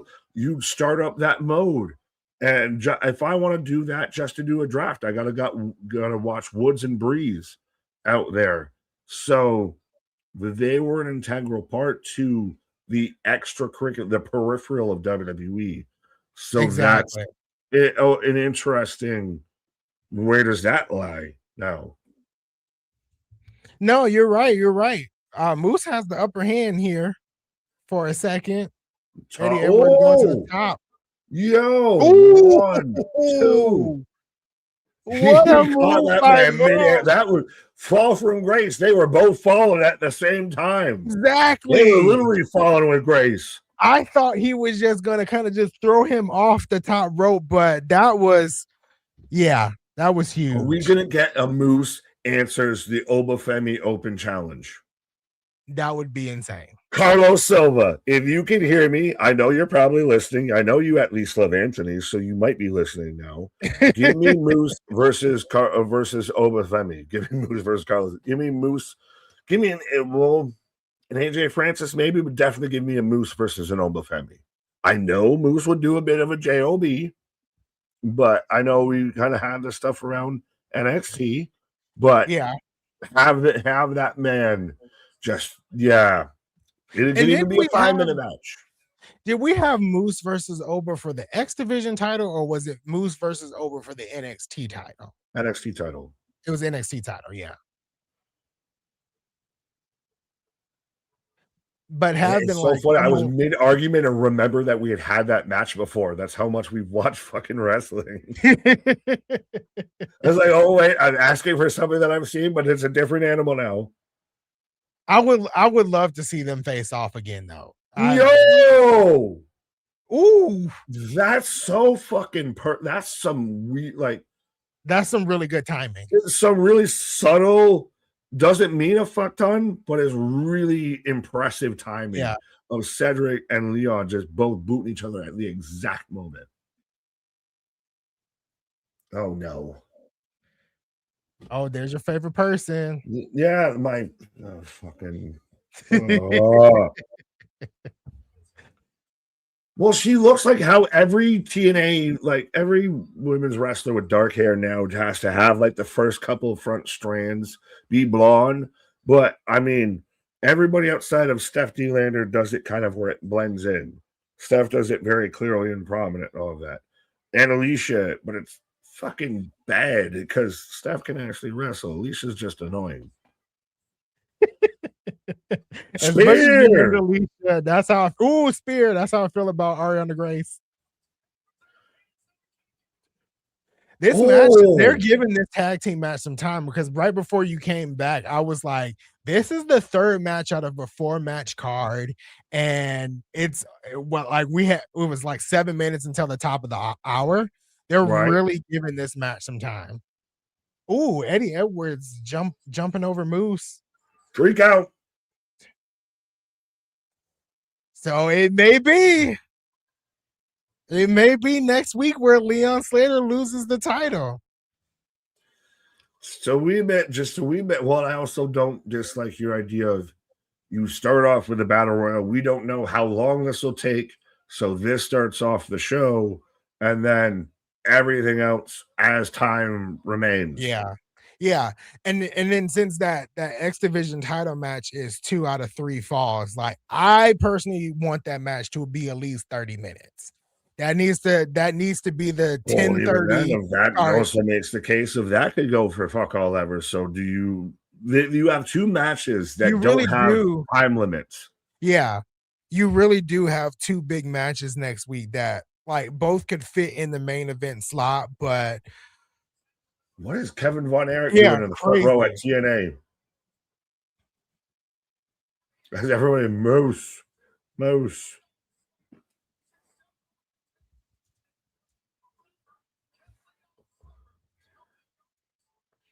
So yeah, they're Your saying next youngest and week the can longest. Leon Slater break the record and become the longest and youngest reigning X Division champion in history? And he's got to hold it till when? Till when? He has to basically win that match and hold it to Friday. So Oh, Friday is the cutoff date for him. So if he loses it, that's it. That's it. I am. Someone made a Not call and said that ain't gonna happen on my watch. We'll go the reverse of it.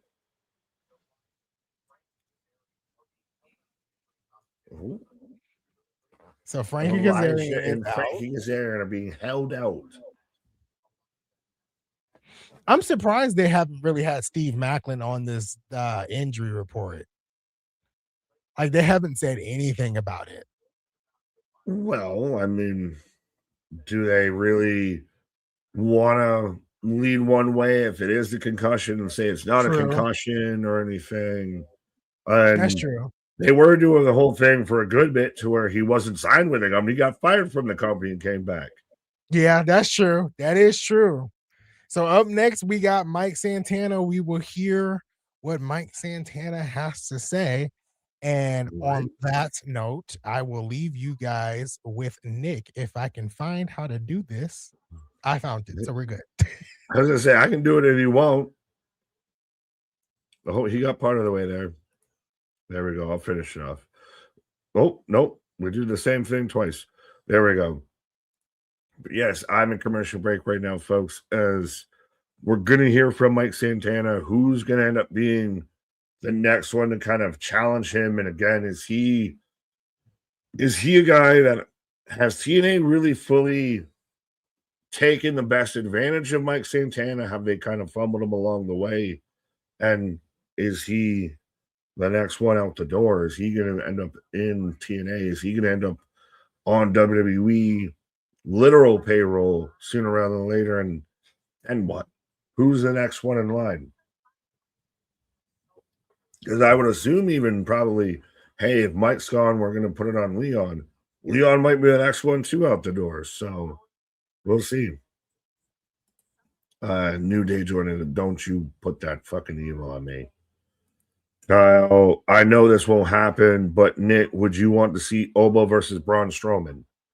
I could see that as an open challenge. I mean, Braun, is his show following SmackDown afterwards when they go to 2 hours? I think maybe. I could see it being a thing. I do think you're going to see this escalation in his open challenge. I know everybody, you had certain people that, oh my God, they screwed it. They ruined it. They screwed the pooch. We should have put him already out there against Roman Reigns. And I do still think you can call back to, hey, you said my name after WrestleMania. Maybe they should have capitalized on it afterwards, in passing even. But if you put the belt on him now, then what? I like seeing him out there with an Otis, with a Haas, a guy that it looked impressive that he fucking threw around. And now you go, where do you go from there? Does it start to ramp up a little bit? Does he kind of go on that Goldberg streak of, you think this is funny? You think this is humorous? Or does he start building to a mid-card title? It's interesting to see where they could go. I do think they will ramp it up at some point. Of you will see an escalation in who he takes on, and probably even in the potential length of matches that he goes. But I think that they're doing the best kind of cold but hot play of we're going to still treat him like a monster, but we're not going to oversaturate him right now. I think they're trying to do the best dance they can. Moose and Ella Leon is a nice tag team. Yeah. I kind of beyond wrestling tag teams need to be better. I do kind of want to personally move away from how will they coexist unless they're really not doing anything else. Like Moose and Leon, I want them as a tag team stuck because they're both doing pretty well. But like on Monday Night Raw, Ethan Page and Rusev, could that be a tag team going forward? Could that be a thing? Because I mean, right now, your tag team division is the Usos, Division, and the Street Profits. You got to still move up the creeds. Well, the semi grandes, the grande horchatas, and then Hank and Tank. Like there really isn't much of a tag team division now. So yeah, you need to well, weapon time. Even that's anyways. Dance American Gladiator is bringing in as many new fans as Joe. What? When are we talking about American Gladiators, which I haven't even actually watched any of? Has anyone watched any of it with? I've seen like pictures of like Boogs making Wardlow look petite, but I know Camille's in there. I know they've got a bit of a wrestling kind of tie to it. I think The Miz is hosting it, if I'm being honest. I haven't watched any of it. As they're hyping up Slammiversary tag teams while and down era all of wrestling. I think you were getting there and you put the words in the wrong places, but I got what you were saying is speaking of tag teams, we got the replay of Broken Matt Hardy showing up last week. But tag team wrestling has been down for the past couple of years as a whole. And I don't know what will truly spark it. Because, like, what was it after 40 that you had like the TLC match that almost should have been on the show? And then since then, it's fallen off a fucking cliff. Like, even with the Lucha Bros, you haven't seen them as a tag team yet. Like, you've got FTR and Cope, and it just feels redundant and complacent as we're getting the righteous snap. Oh,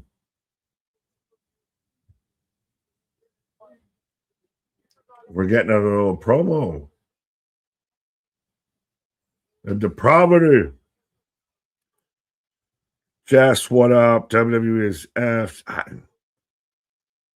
I don't know, but I'm starting to get the worry that the wrestling bubble's about to burst. I don't want to be the canary in the coal mine, but I do think that we're getting to a point to where certain companies need to really realize they need to turn back before it's too late. I'll put it that way. Best new tag team, Bustin' the Brain. Well, from GCW. No, I've watched Bustin' the Brain of Alex Price and Jordan Oliver. We watched them for a hot minute. We watched Jordan Oliver when I thought he was signed initially to AEW, if not Ring of Honor. But yeah, you're gonna see this influx. Like Fraction was the hottest tag team at one point, and then now they're an afterthought.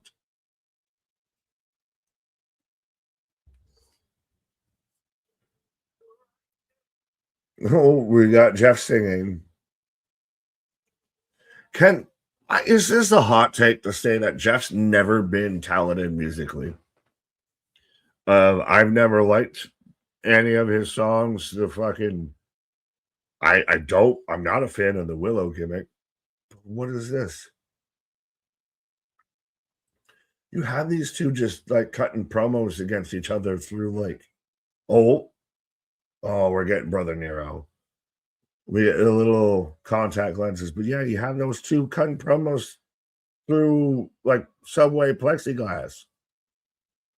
As I got Mike Santana coming out right now. WWE get the F back, put the F in. I remember when someone in an interview said VCAM didn't like tag teams because he had to pay 4 people instead of 2. Well, Christ, it's infamous of all of his goddamn quirks and all of that, but there's a whole reason why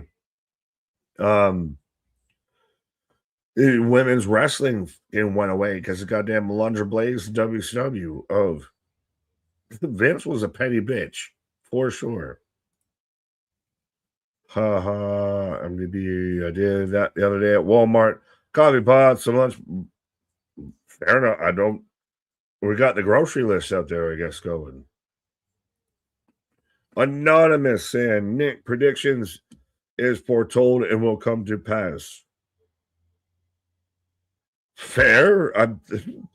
Future, especially with an account like Anonymous showing up. Like, if we start to glitch out right now after this, of you know why? Because yeah, it's poetic and prophetic at the same time. I don't know what I'm fully supposed to take away, but yeah, and I don't think that we're gonna this match between the Broken Hardys and the Righteous is gonna be the only match that we get of this.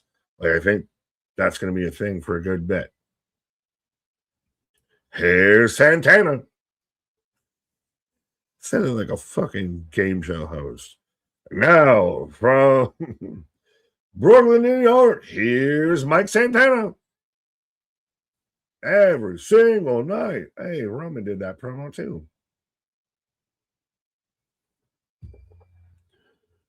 Shannon Moore is the only one that likes to. Yes. You can Inc. Anyone remember that faction? It was Shannon Moore and who else was in it? I can picture him, but I can't think of his name. Yeah, it was INKINC period. Inc. Jeff Hardy's song "No More Words" was a bit no. His alternate. I don't like weird Jeff being Jeff kind of vibes. Like, I do just kind of like do that Jeff Hardy. Not, you know.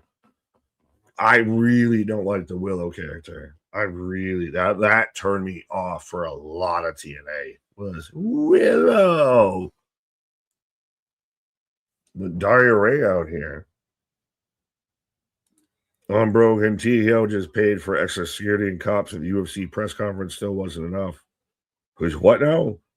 I haven't seen anything with the UFC press conference, but I mean, Shane Strickland's involved. I'm sure something went fucking sideways. Strap match? You be quiet while I'm talking.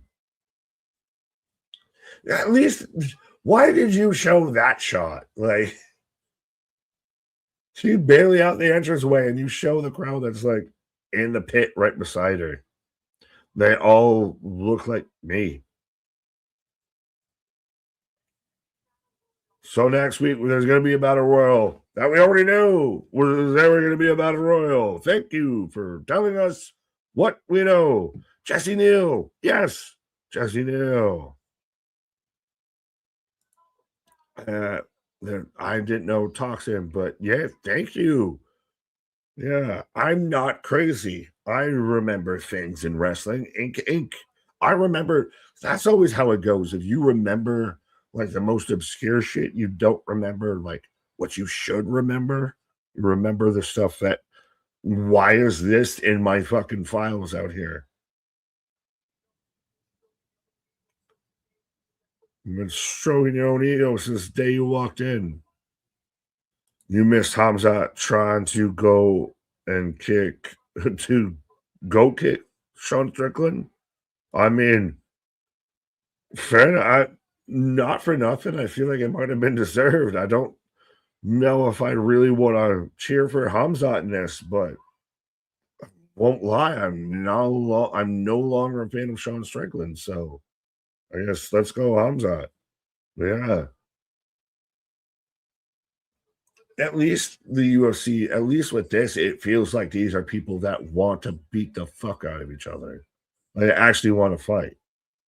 versus your John Jones. Is Connor gonna come back ever? Of Connor constantly teases but never shows up. So that's what the UFC needed and has been missing is what feels like an actual continuity, a story, a backing, a feud to it. As I got AJ out here.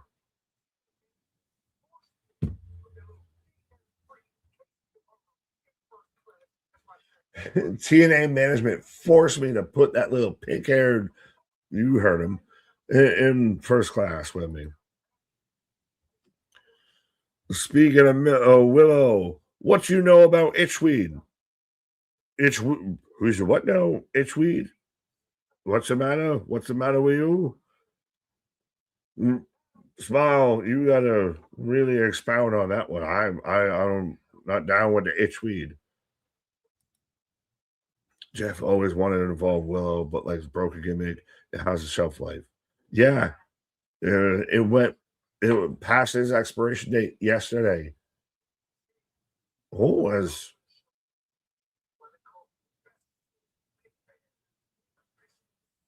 AJ saying, "Why they call me the best big man in the business? Business. Yeah, Big Trouble versus AJ Francis. Book it. What did he fucking grab out of? Like, I don't know if I want to say what that looked like, but it looked provocative. That AJ was out there holding to threaten Casey Navarro with. But yeah,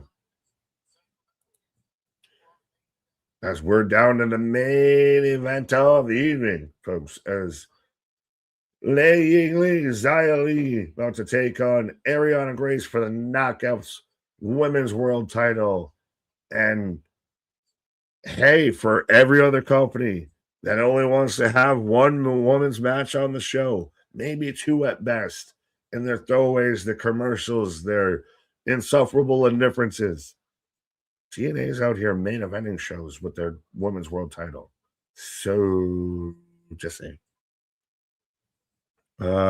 Is there a chance you guys could stream the AAA show with Grande versus Grande? There is definitely a chance that we could be here for it. I think just in the aspect of how much we're here, there'll definitely be a chance we'll be here for it. And I mean, that surprisingly has become the feud of the summer of 2026.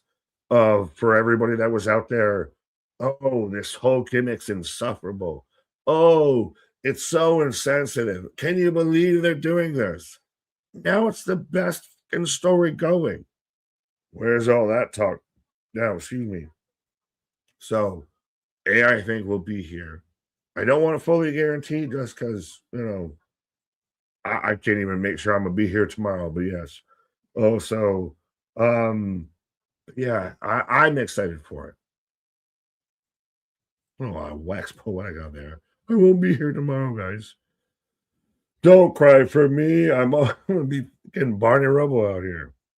Dara ratings go away. No, I should she just be in ring? Should she just wrestle? Should we just get her as a knockout? Should we just get her as a knockouts women's champion? That is May 30th. Oh, about AAA, May 30th. Again, I think there's a very strong chance. I want to fully say 100%, but I'll say like a solid 95%. Trust me, I think I've already been halfway trying to twist KJ's arm of being out here for Ronda Rousey and all that. So, yeah, I think we'll be out here for Mask v Mask. Two WWE guys, a feud is not even in one of the WWE shows. Is there supposed to be a problem with that? Because I don't think there is. I think that shows, trust me, there's a potential. If you actually believe that Undertaker is booking AAA, there's a potential that Undertaker could be Booker of the Year for 2026. So, that being said, Darren Ray is mad boring, bro. She has a look, but Shorty's board. She's doing very Cruella de Vil. She's doing very I know the sequel just came out, but she's very Devil's Wear Prada. Devil Wears Prada. I can say words. But yeah. Mariska Hargitay in the face, kind of a bit, yeah. But she can go. She worked as the Raw GM for the longest time, or as a GM of Raw and SmackDown. I think she's the better wrestler out of her and maybe Rose. There is potential there. I just don't know if this is the best way to execute it because, like, everybody loves Santino. Oh, hey, this is the most we're going to see LA Knight. Everybody, soak it in. The only time we're going to see LA Knight this week in pro wrestling, not on Raw, not on SmackDown, but in a carshield.com ad taking a chop from Ric Flair. But Darren Ray, the heel GM works to an extent, but is it already running short of she's talented if she wants to. If this is what she wants to do, fine, run with it, make it work. I think she can go in the ring, and I'd want to see her in the ring. I want to see her in that division. I want to see her versus Indy. I want to see her versus Nash. I want to see her versus Zia Lee. I want to see her versus anybody they might throw from NXT, what have you.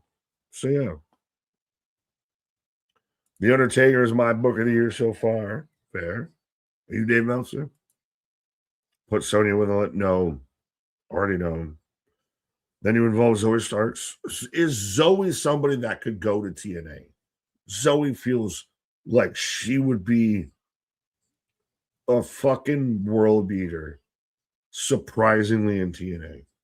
I know other people, other former professional wrestlers and everything have said, throw her in AEW, give her a mic, and make money. I think her in TNA could really be a little bit reminiscent to Austin and ECW of I'm gonna fucking cut a promo, and I know that TNA is partners with WWE, so I mean, does it get nerfed a bit that way? Is it out the pocket that way? But you have her bring up how I got screwed and how I should have been this and that, and do it enough to where it makes sense. But yeah, it's Casey going back at AJ.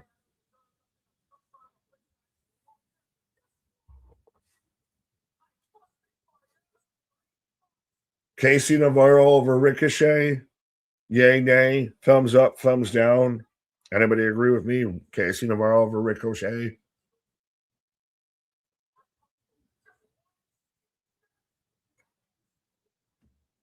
This man's cutting a hell of a pro. Getting intense as shit. Need Kylan King. Oh, deep cut.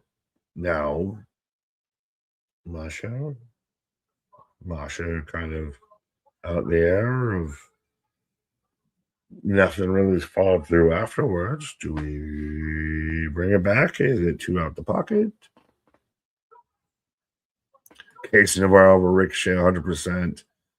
Nah, Casey and Ricochet just cancel each other out. I mean, I don't want to say we cancel each other out or anything, but Casey Navarro, Ricochet, how do you feel? I feel they might be two sides of a different coin.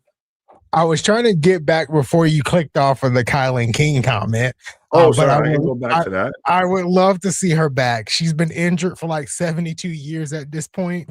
I think she was voted best, most likely to the one to watch in 2024, and then she got injured shortly thereafter. And it's been legit 2 years since we've seen Kylan King back in TNA. So she's still on the roster page. So hopefully that happens very, very soon. Fair enough. Well, MDB noted of I did kind of briefly of Masha may be up in the air of how do we feel, test the waters or anything. And MDB, Masha can stay where she's at. We don't need her. Valid. Zoe Starks, recently released from WWE, just kind of cleared, up in the air if she was actually cleared. Do you think that she could be somebody that shows up in TNA and kind of goes under the radar. Like she shoot promos a little bit towards WWE. Like she can really grab that division by the throat. I think Zoe Starks has a lot of potential. And if she came in hot like that in AEW, where she just, started spouting off at the mouth about WWE, and that's the way of kind of pushing her, to potentially that top spot, I think it'd be nice for her.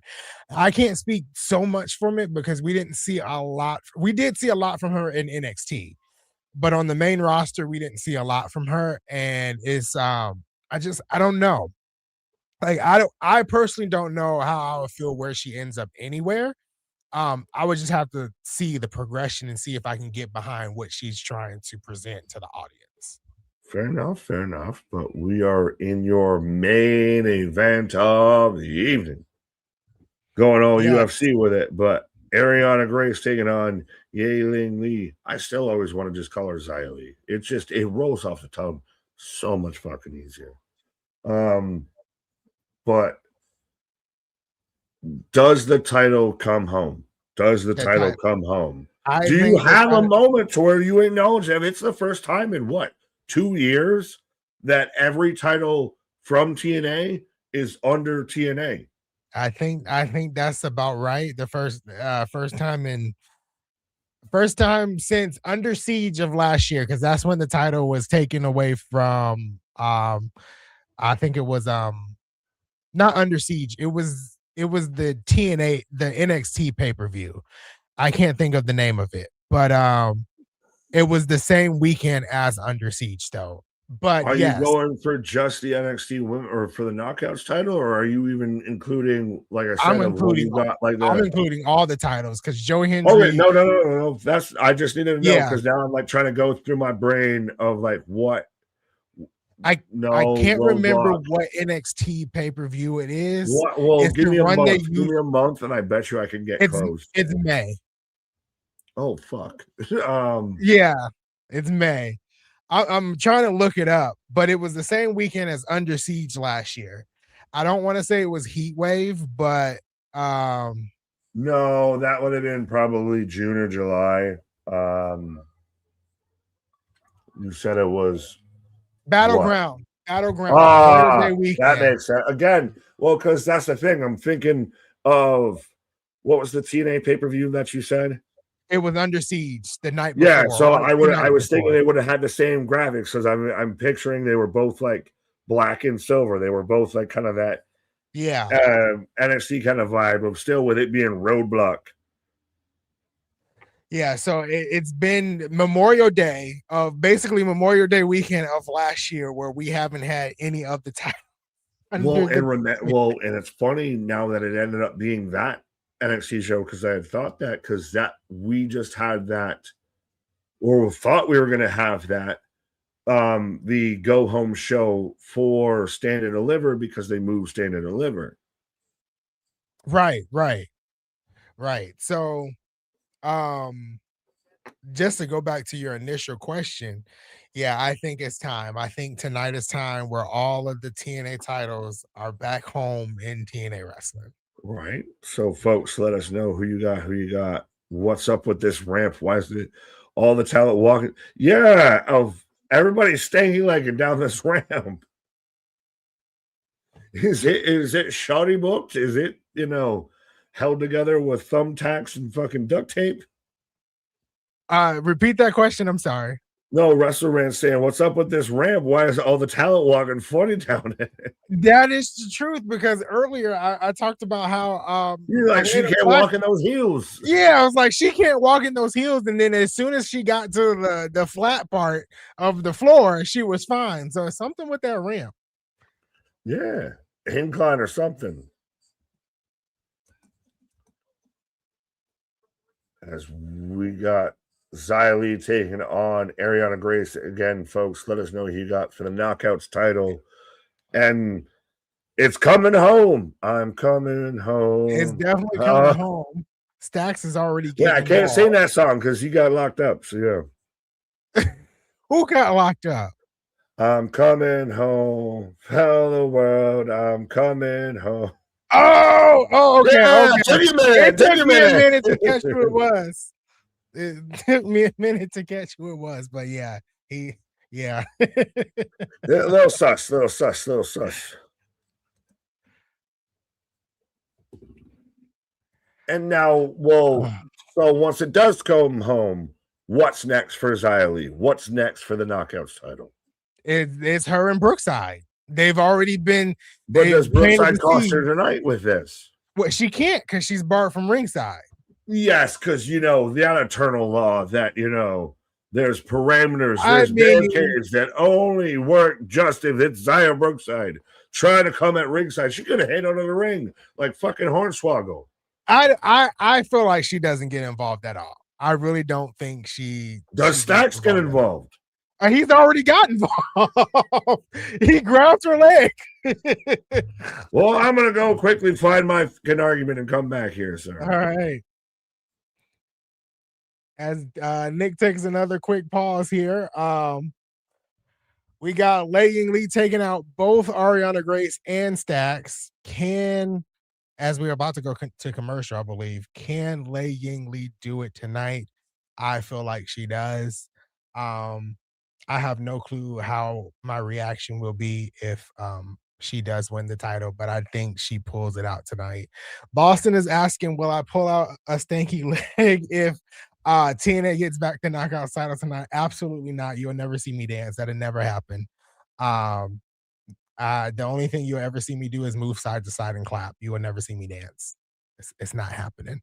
I did dance one time on a YouTube video, probably about a year or so ago. So there is one dancing video out there, but it was for something.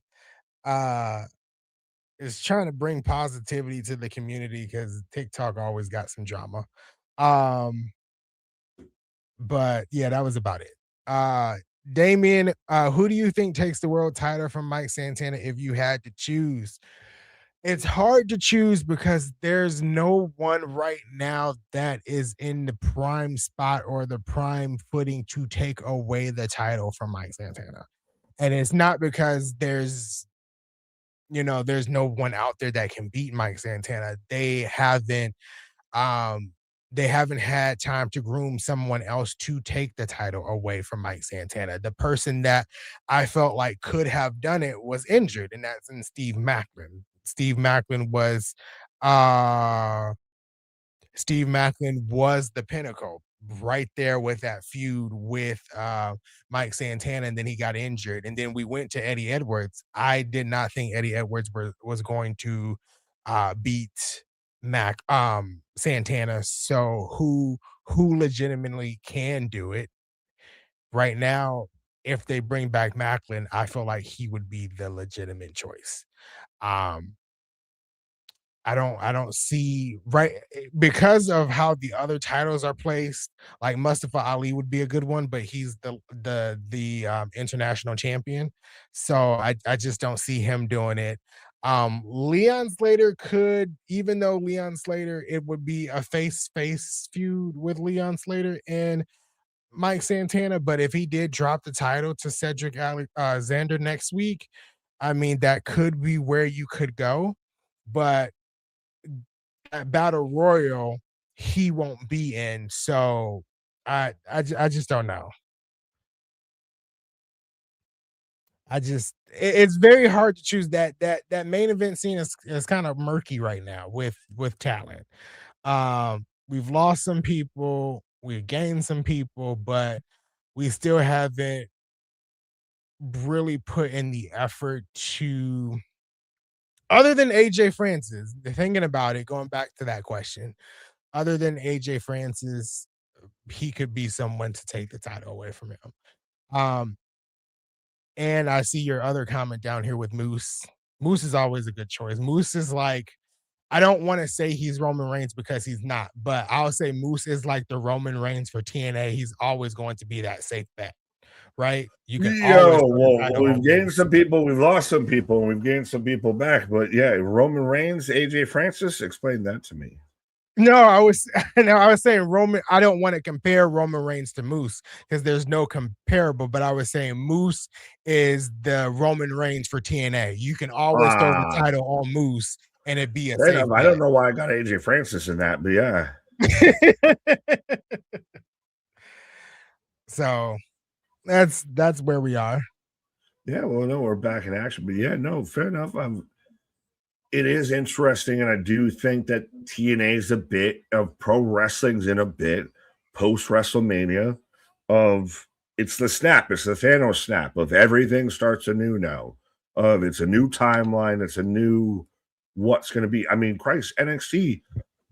Literally before we went live on Tuesday, I had to have notes of like who's who. I would And have like face charts of like, all right, that's so and so, that's this name, that's that name. Isaiah just that's haunting. Isaiah Brookside is just that is haunting a watching this. scary that's a scary visual. That's a scary white woman. That's a scary white woman. Exactly of Zara Brookside. Oh, Oh, you're out of here. Get him the fuck out of here. exactly. I Just didn't throw him know out. the Offspring was doing double duty as the official here, though. 1, 2. Oh, We still got 8 minutes, my guy. This still got a minute. shoulders down.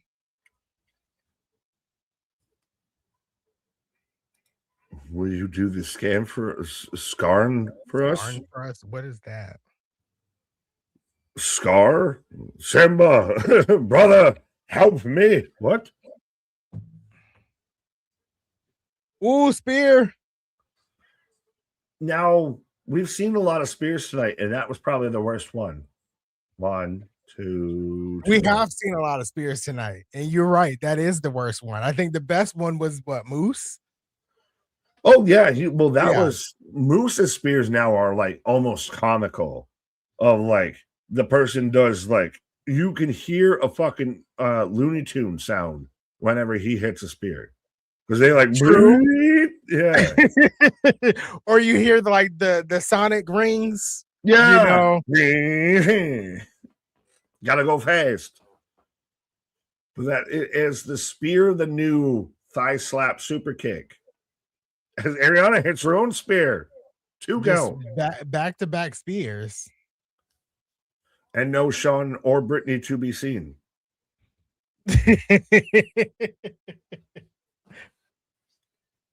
I like how they're repeating on commentary that she's cheated in every knockouts title match she's been in, or she's defended it in, I should say. Boston down here is saying, you've never seen The Office, the Scarn dance from Threat Level Midnight. We've had a conversation of how much I despise The Office and don't think it's funny. I have watched. I've watched The two. Office, but I watched is, two like, and a half.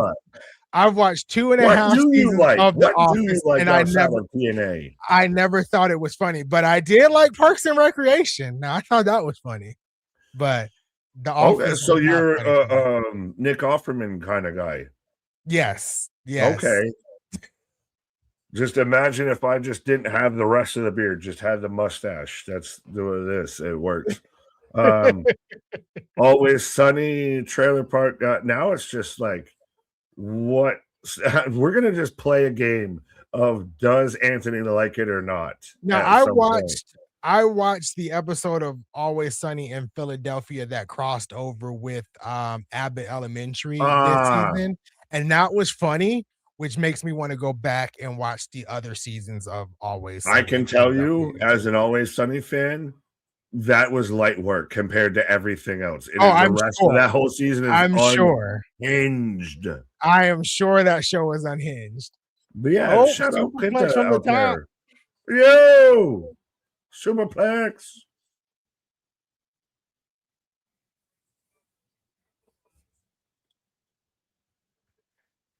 Randomly, because this just popped into my head of continuing with the nostalgia tours in wrestling. Noam Dar randomly shows the fuck up on NXT. and everybody's not talking about it. He was on NXT? Yes, he showed up with in Jackson Drake's the Mog Squad.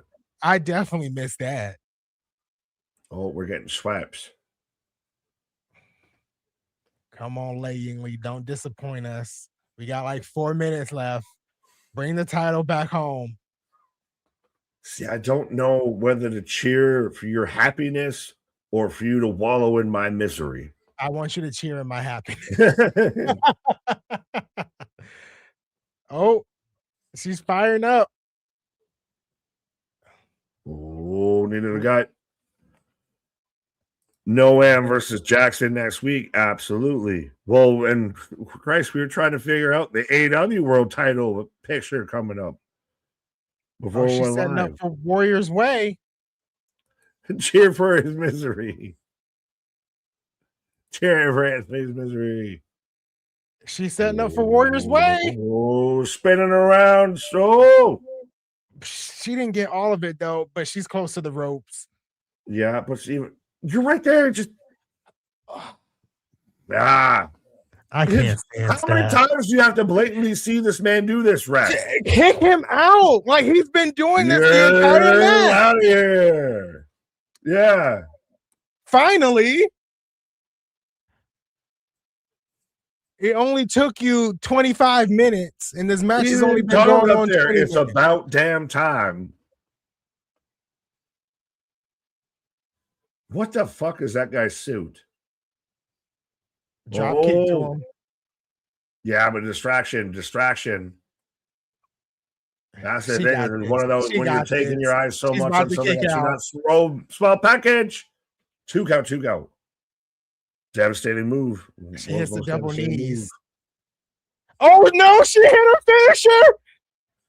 Kick out. 1, 2. Okay, I got to kick out. So, like dap. I got the kick out right there. If you like dap, because right now I need to embrace and soak in this moment when it happens. Okay. All right. I got Ariana picking up Zaya right now. That's where I am. That's exactly where I am. Got her on the shoulders again. Rolls out. Gut kick. She's going to the top. She's hitting something from the top. Soul snatcher. Oh, neck breaker. Is that it? 1, 2, 3. Yes.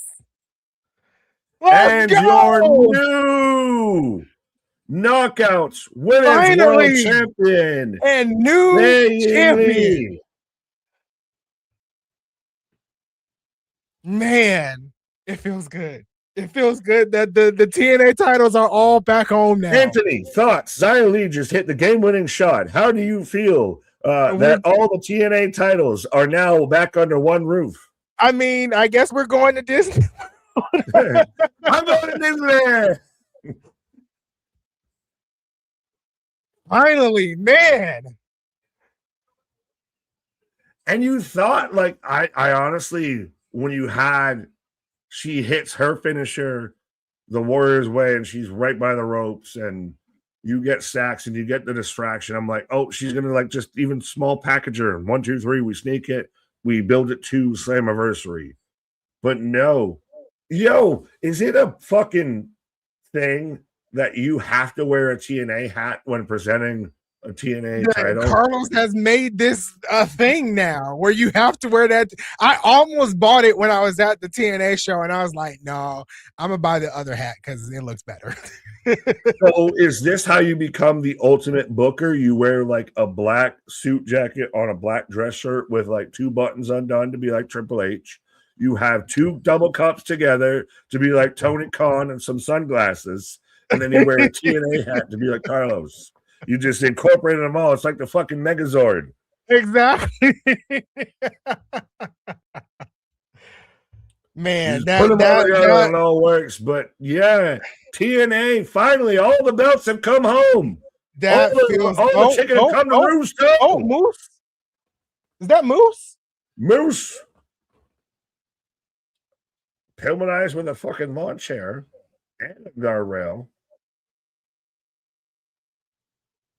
Oh, now, this is where I think this is going to get interesting because you can tease this of oh, it was the system who did it, and they can sit there and deny to the fucking hills it wasn't us. Everyone's Yeah. gonna say, nah, but really, and have it be somebody that debuts that's new, that you just signed, that maybe you run this out till the 90 days on certain people are out. Yeah. No, absolutely. You can. This is crazy how you would run that though. But yeah, you're right. You can run this with the system with them denying it. Is this a way of Steve Macklin coming back? Like what who did this tonight? You know, I'm Right? that that's intriguing. You end with two big moments. You end with the knockouts title. I got chills. I literally have chills right now. You end with the knockout title coming back home, and then you end with Moose being attacked by somebody laid out in the back. So where does this lead? Where does this lead? But yeah, that Yeah, that folks. I'm Let us happy. I'm I was gonna happy. say, let us know how you feel as Anthony is gonna be winding down for a good minute right I, now. I'm gonna have to clip some things. I'm gonna have to Yeah, clip no, that trust me. reaction. That's why I wanted to sit there. I know I took the little, it perfectly timed. As right as a commercial, I'm like, I gotta use the restroom. I gotta be right back. And then came right back. And yeah, that right there, I wanted to be there because I know, like I said, you missed the Bear Bronson match. Yeah, That's been the moment. This is your moment. And yeah. then I they missed still that big even Bear put it on a Bronson hook on match. the other end. I just had a feeling that it was going to happen tonight, and I'm glad it did. Yeah, great show. I thought the only bad part to me was really that segment that brought out Elena Black. You bring out That was Elena Black. supposed to be her segment that It built was to a other people's that was segment. upstaged by Ash by Elegance and Indy Hartwell, which I don't mind because I like Ash by Elegance, and I hope they do something with Indy Hartwell. But yeah, I just that was tonight was good. Tonight was good. Everyone just send highlight packages of Ariana Grace as your Knockouts Women's World Champion to Anthony with Leave the Memories Alone. I won't let go.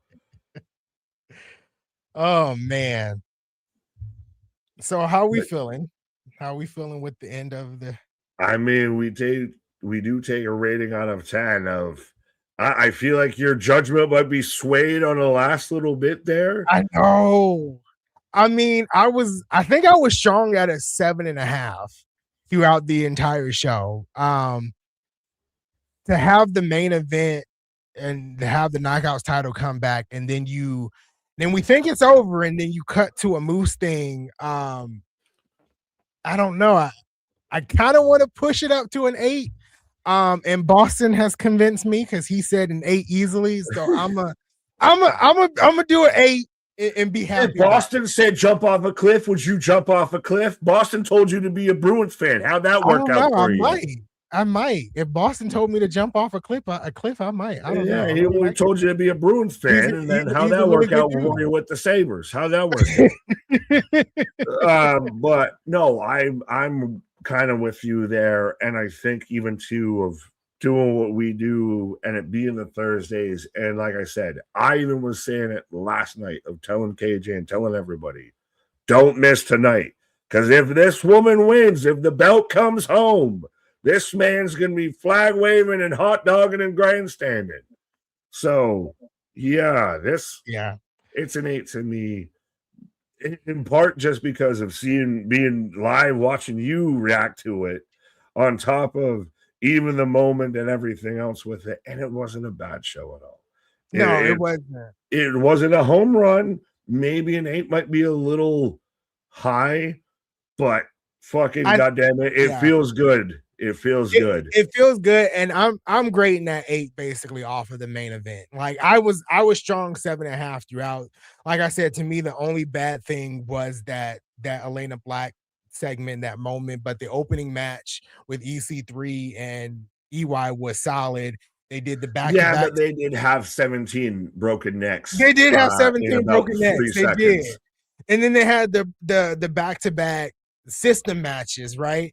And both Which were I great. actually really liked because that's unique. Of you don't see that a ton, but it makes sense of why would I fucking go to the back to come back in 2 minutes Yeah. Yeah. I mean, and I think that was great.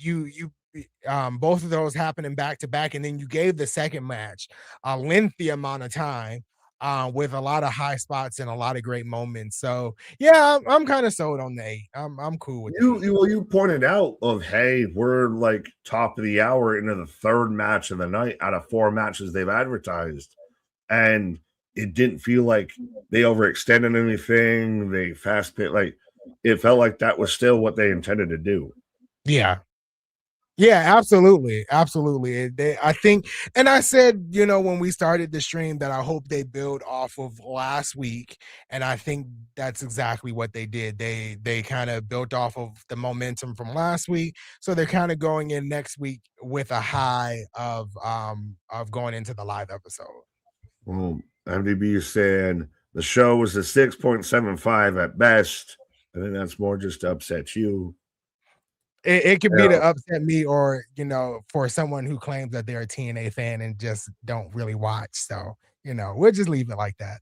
He was just trying to do a 6-7 joke, or at least a 6-9 joke. But AR1 saying, was Mara Sade on the show tonight? No, but I don't think that she was missed, respectfully. Of it's okay for not everyone to be on every show. Yeah, And I think wrestling fans and wrestling promoters need to realize that. Yeah. But if you even look at the TNA roster, and I've said this in like a couple of videos on TikTok, I think, where like I can go to the roster page and almost tell you that everybody on that roster page is in some type of program in You can tell the story that they're in. I can tell you the story that they're in, because almost everybody is getting used in TNA. We just don't see them on a weekly basis. Which, again, you only got 2 hours. You can't fit 57,000 people in 2 hours. Exactly. But 1 out of 10, because Boston said it was good. Where was it? Oh, Anthony can even tell you the leader of the Aces and Eights, Boston. And what they got to do with anything? But I have consistently came on this channel and said I am watching all of the old TNA stuff. So I want a fucking to know when you get to the whole Aces and Eights, because you get Briscoes, you get Bischoffs, you get Hogans, you get Calamities. Yeah, exactly.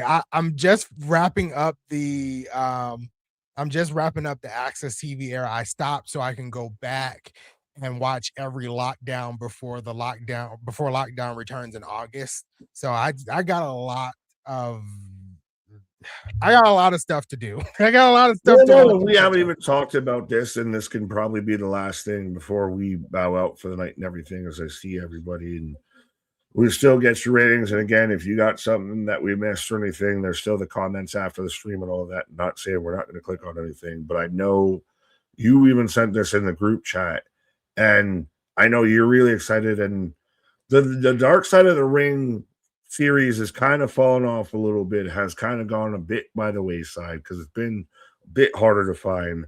But they're doing a 3-part series on Jeff Jarrett, on all of that, from holding Vince up for money before he leaves WWE to WCW to TNA was specifically mentioned. Yeah, I'm definitely excited about that. I just found almost every episode of the Dark Side of the Ring, so I can go back and catch up where I missed off. But yes, it basically came out today that they're doing a 3-part, series on Jeff Jarrett and TNA. Jeff Jarrett has basically came out and said that he's excited for it to air. Someone said Jeff Jarrett is the only person to be excited to ever appear on Dark Side of the Ring, and he kind of responded and said, that's the truth. That's all bold strategy. Exactly. The Hardys are going to be a part of it. They announced that today, that they were asked to be a part of it to talk about the resurgence of TNA.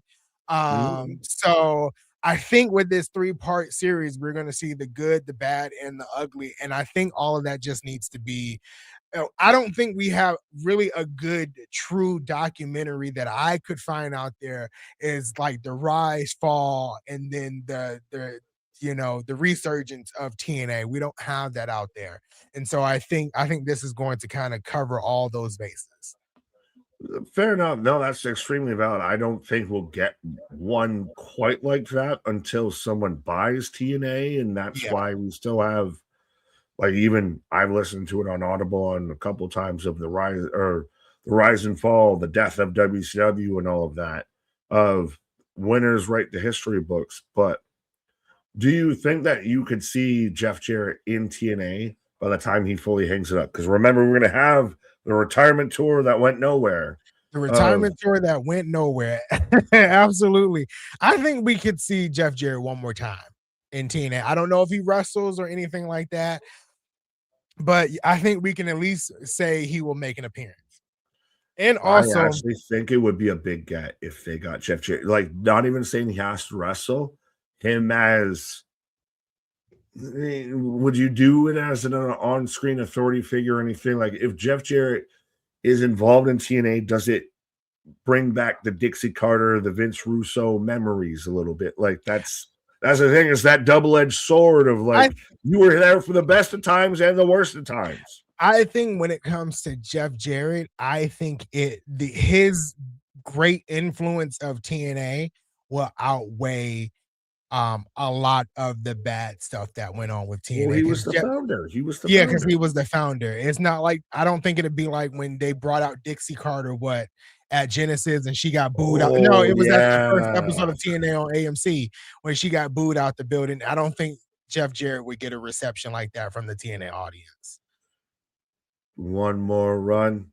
I can see it. Jeff Jarrett still can go. He was wrestling until the year before he said he was going to hang it up. Exactly. So I would like to see it. Fair enough. But unless you got anything else left, sir, I think we're going to hang it up. As we missed the meme time of ending it straight at 11:11, so we're at 11:12. But you got anything else left, sir? No, I'm good. I don't have anything else.